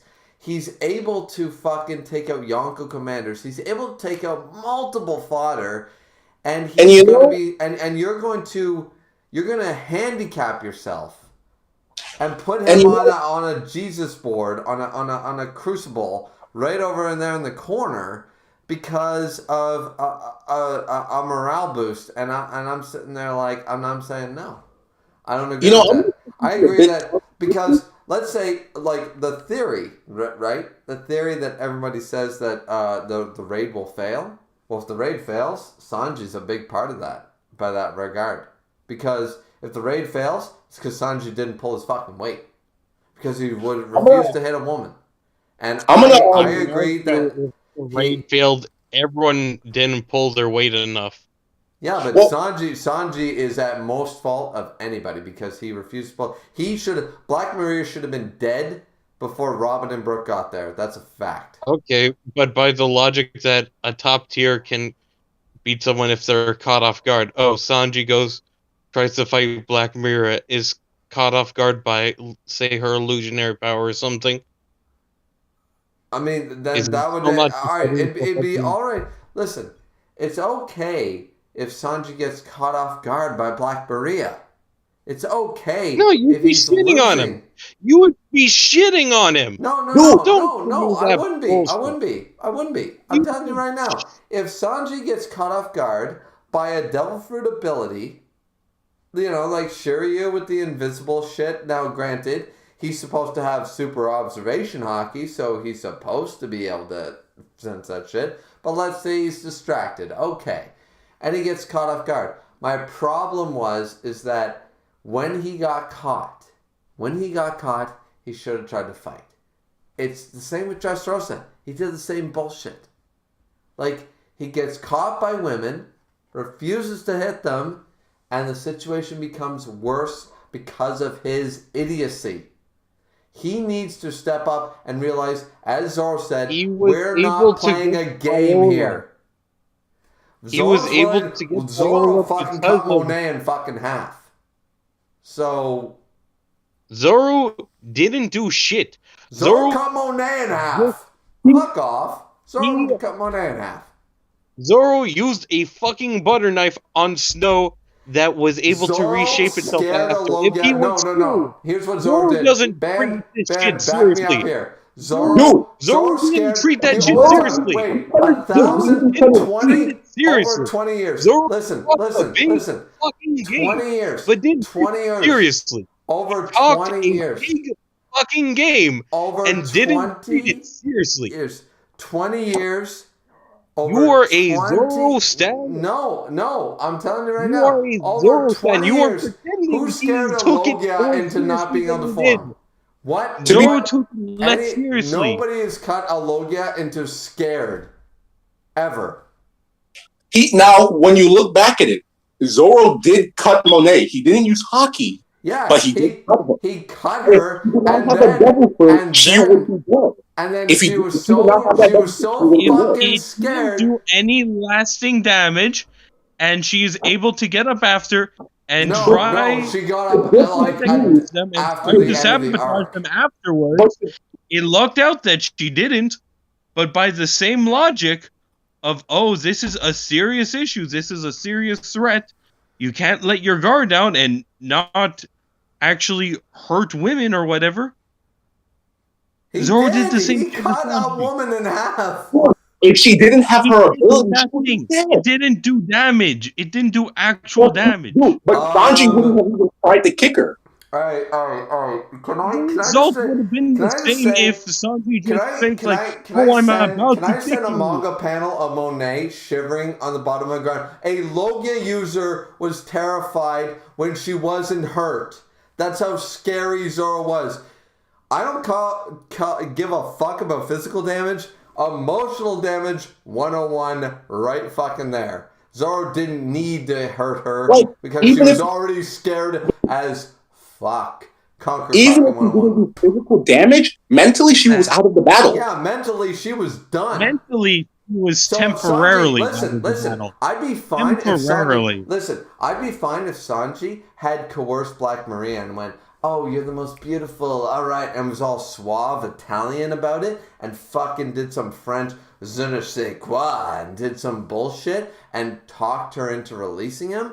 I would have been fine with that shit if he did some suave fucking I'm a French cuisine chef, Pepe Le Pew. If he did some bullshit, I would have been like, all right, Sanji, you playboy, you do you. Yeah, you find Danny. You don't want to hit a woman? You got another way out. You have an alternative. The fact of the matter is, as Zoro states, they are playing on the high seas. They're playing for keeps here. And to have a moral code against women, so Sanji versus Big Mom is automatically a loss. Oh, yeah, didn't he kick Big Mom? He did. Well, And then Oda defended it by saying, "Oh, she conquered hockeyed up." Yeah, that's That was not Oda's defense, is that he Dude, never okay. actually No, kicked that's a not even a woman. good defense. That's basically saying she protected herself. Like, Yeah, she protected. He did kick Big Mom. if he won't, okay, like if he's willing to kick a Yonko, he should be willing to kick a fucking Topiropo, man. That's what I'm saying Well, too. But why? Because Black Maria is beautiful. because He's a sexist, fucking misogynistic asshole. do nothing. That's gonna accomplish the same amount as pretending to hit Monet. As in no physical damage, at No. most maybe Here's- some emotional damage. All right, Bob, I got a question for you.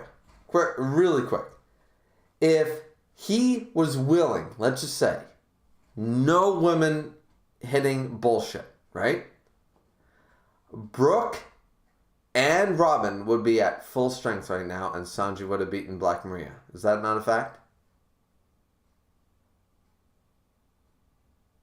Yeah, it kind of depends because But why? He beat Queen. He got his ass kicked by Yeah, Black but you have to Maria, focus. and then he went Let me on. Wait, finish. hold on. You He asked me a went question, on. He and went. you want me to answer, don't you? Do you want me to Yeah, answer or no? you just said it depends, but how does it depend? He literally was at full strength before Black Maria. You have to go in. Here's the thing about One Piece: the character's powers matter a lot more than simply who is strongest. No, you're talking at your ass now, my man. Like I'm just saying. Listen, a Topiropo ain't beating an admiral nor a Yonko or a Yonko commander. Sanji just beat a second tier Yonko commander at half strength. So I'm not buying the fact that he couldn't have kicked the shit out of Black Maria had he not chosen to. Sanji would have beat Black Maria. Sanji could have beat up any of the Topiropo. Maybe mid diff, but no high diff. He would have beaten Who's Who. He would have beaten Sasuke. He would have beaten Black Maria. He would have beaten any of them. I believe that firmly. Sanji, I'm not a Sanji hater. I love Zoro more than Sanji, but I'm not a Sanji hater. I want to see Sanji succeed, and I believe that Sanji is strong. He's one of the wings of the Pirate King. So he's half Topiropo? With the 5th Yonko title? No, fuck that. He's Do you want me to Yonko actually commander. explain what I meant or no? Do you want me to actually explain what I meant or not? All right. Make your point. My point is, a lot of her powers revolve around stuff like trickery with the sticky webs and creating illusions. Now, the real question is, would Sanji then would he fall for any of them? Would he get trapped or not? If he can avoid getting trapped, then sure, he can easily beat her. If it was just a straight up, oh, he decided, fuck it, I hate women now, misogynist mode. I'm sorry. I just had to go with the funniest version I could think of for that.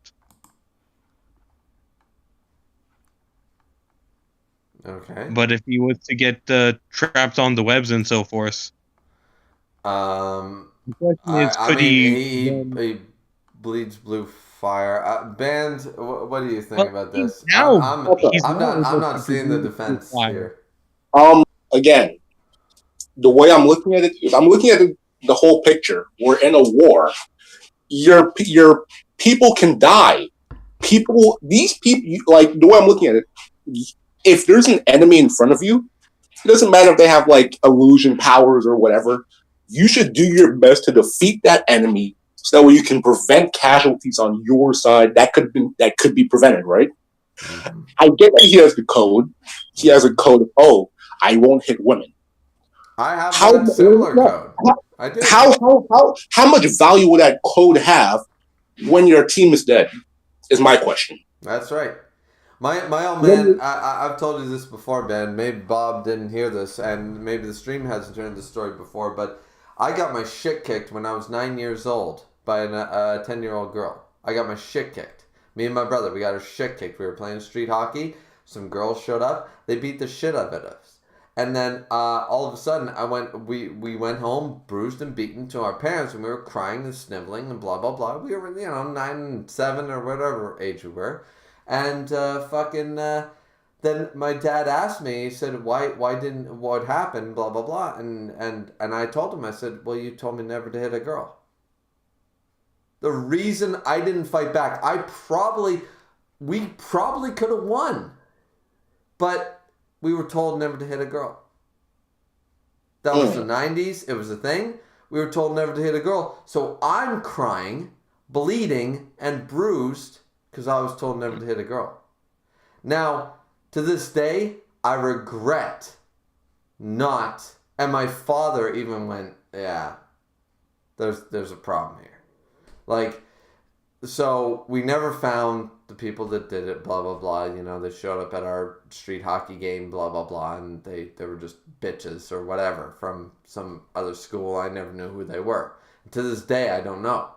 But at the end of the day, my dad regrets that, and I regret that. I regret not fighting back because I should have. Because But the reason I was told, you're a boy, don't hit a girl. And I realized that mentality was wrong at 9. Sanji's 18. Get over it. Okay, Wait, Griever, I'm I have thinking, an right? interesting question for you. Sure. What character were you just defending this chapter? Whose actions were you just defending this chapter? A lot? What character are you talking about? Odin. Yeah, okay. I was defending. Yeah, sure. Odin. It's great. And his naivety. Yeah, sure. But the difference being, But the difference is, for 5 years, did any one of citizens die? They suffered, but they didn't die. now the Different. difference being, I'll tell you what the difference is there. All In right, Odin's man. case, he was I'm gonna go for the boiling example. If he got boiled and lived, his people would not be injured or damaged. He believed that. In Sanji's case, him following his code is just leading to his people getting injured and damaged. So he believed that his people could handle it. That's a bullshit. That's no. if he could low diff. I'm gonna go ahead and say he can low diff Black Maria, but because of that code, who got injured? Robin. Yeah, at the end of the day, his chivalry only damaged his crew. It it only means so much if your fucking I'm people not end up saying dying. it's not a weakness, but I'm saying that it makes sense in character. It makes sense And his character, it's but not- his character needs to grow, just like the Mandalorian did. Never take off Right, your helmet. we're not- But he again, we're not took saying off his it's helmet because he needed to save a life. And Sanji had the opportunity, I gotta save my crew, so give up my code. Same Okay, with the here's a good- Mandalorian. Give up my code to save Here's a a good life. question right He here. refused to do it. Here's a hypothetical situation. Let's say Luffy's tied up, has a fucking knife at his neck. Sanji has a choice. He has to beat the woman opponent in front of him to save his captain. What good is his code right then and there? He There would you go. kick the knife out of her hands. Yeah, see, you're going with the easy answer, but once again, you know what you're doing? You're doing the Captain America Iron Man thing from Avengers. You're going, I would just cut the wire. Always a way out, Tony. I'm saying That's what you're his doing. character You're going would do. you're going I'm the saying Iron Man literally route. what his character would do. Yeah, but maybe that's sometimes not an option. And as Iron Man found out in Avengers, sometimes there's no way out, Tony. And sometimes Sanji, there's no way out. Sometimes you gotta kick a bitch. So get over yourself and kick a bitch. Sometimes you have a friend you can just call on to handle the situation. We're adding more to the situation. That wasn't in the original. It was just a case of would Sanji defeat the opponent in front of him to save his captain, despite that opponent being a woman? No, he wouldn't because he's a bitch. Yeah, there was no, oh, what if XYZ show up and, oh, what if he does blank? No, it was just a simple, would he be able to do it? And the answer is no. Yeah. Which well, you get what I mean. I agree with Griever on it. Yeah. So because we're very behind on the chat, and this will spark so many more debates anyways. We're gonna catch up with the chat really quick. So we have Kane said, when Blackbeard scared Shanks, isn't it stated that he didn't have a doubt for the time, the Shanks wanking? So Skin, Kane said, remember at first they wanted CP0 to kill Robin, but when they found... Oh shit, I already read that. Skin said, I mean, it makes sense that Dragon's main objective is later to take down the world's government. Kane said, I ranked the commanders as 1 Marco, 2 Katakuri, 3 Ben Beckman, 4 Zoro, 5 King, and 6 Burgess. Alright. Shiryu's not...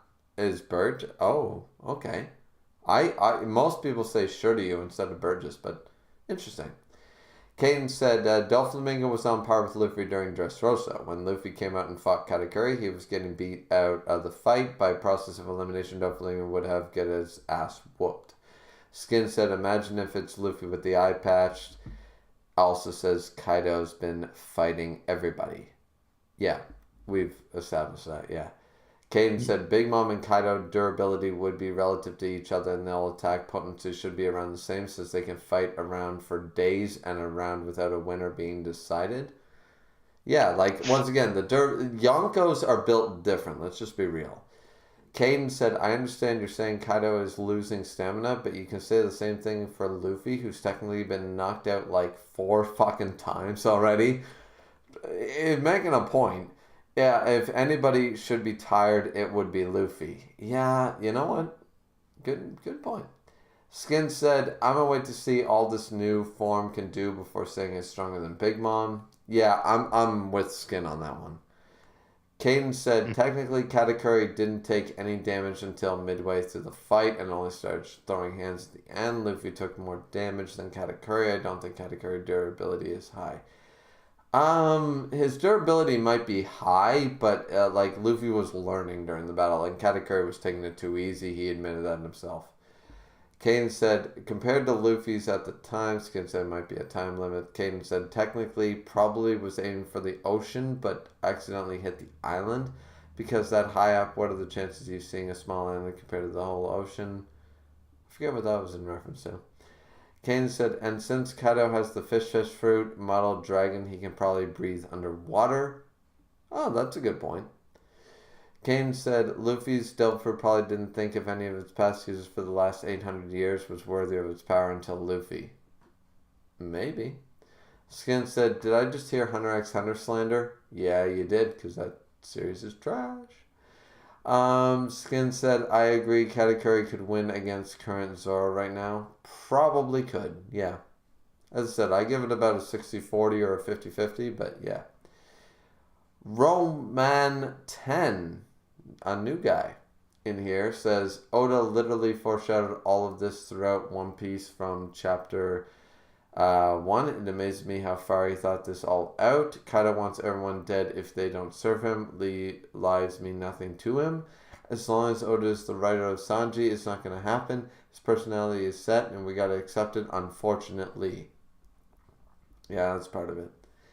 Caden said, Sanji made a vow that he would never hurt a woman in any capacity. If you want to... Actually, if you reread it, it's a little different than that, but sure. If you want to make the same value and break it so easily, what was the point in making the value? Well, talk to the Mandalorian, because I hear it's an Emmy Women show. Caden said, and let's not forget Sanji knows how to use a sword, but made a vow that he wouldn't not use his hands for anything else other than cooking. I like that one. I do like that one. Caden said Sanji knew his kick wouldn't hurt Big Mom in any capacity. So, because he knew it wouldn't hurt her, it's okay to kick a woman? That's kind of sus. It's same so, for Zoro Flash. And he was just blocking the attack, not trying to physically hurt her. Because he's not trying, it's okay. So because I don't beat my wife with the intent to try to hurt her, it's okay. Good to know. Well, it would be more like, say, if your wife was lashing out at you, you just sort of grabbed her arm without trying to hurt her. Which Sanji should have done. Rowan 10 said, you're forgetting emotions play a big part in the series too, so new attacks come when Oda deems them ready. That's true too. Caden said, I don't understand why you're getting mad at Sanji for trying to keep his value. Would you stop spelling value with a V? Like it's a U. Jesus.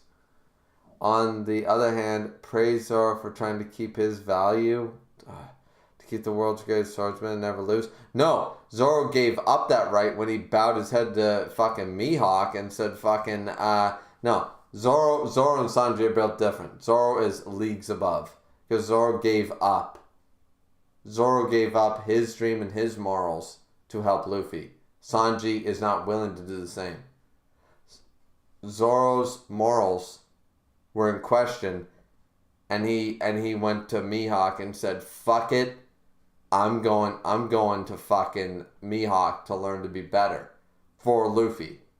Can you say the same about Sanji? You can't say the same, because Sanji didn't give up his morals for Luffy.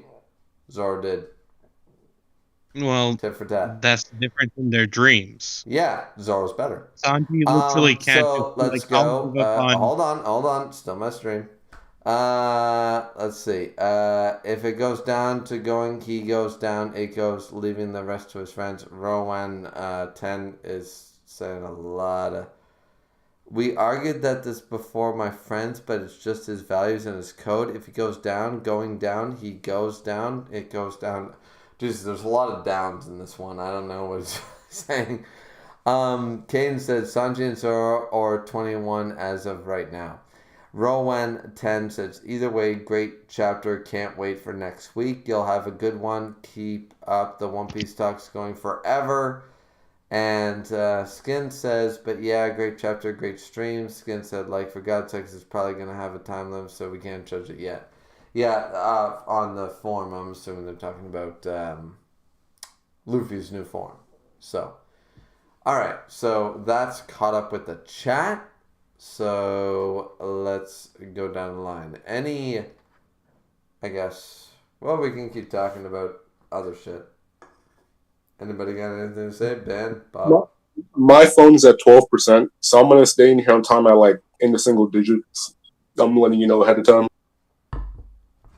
Well, wait a minute. Why can't you stay in here till you're at 0%?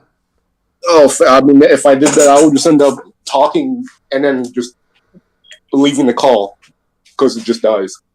Yeah, but why don't you plug that bitch in?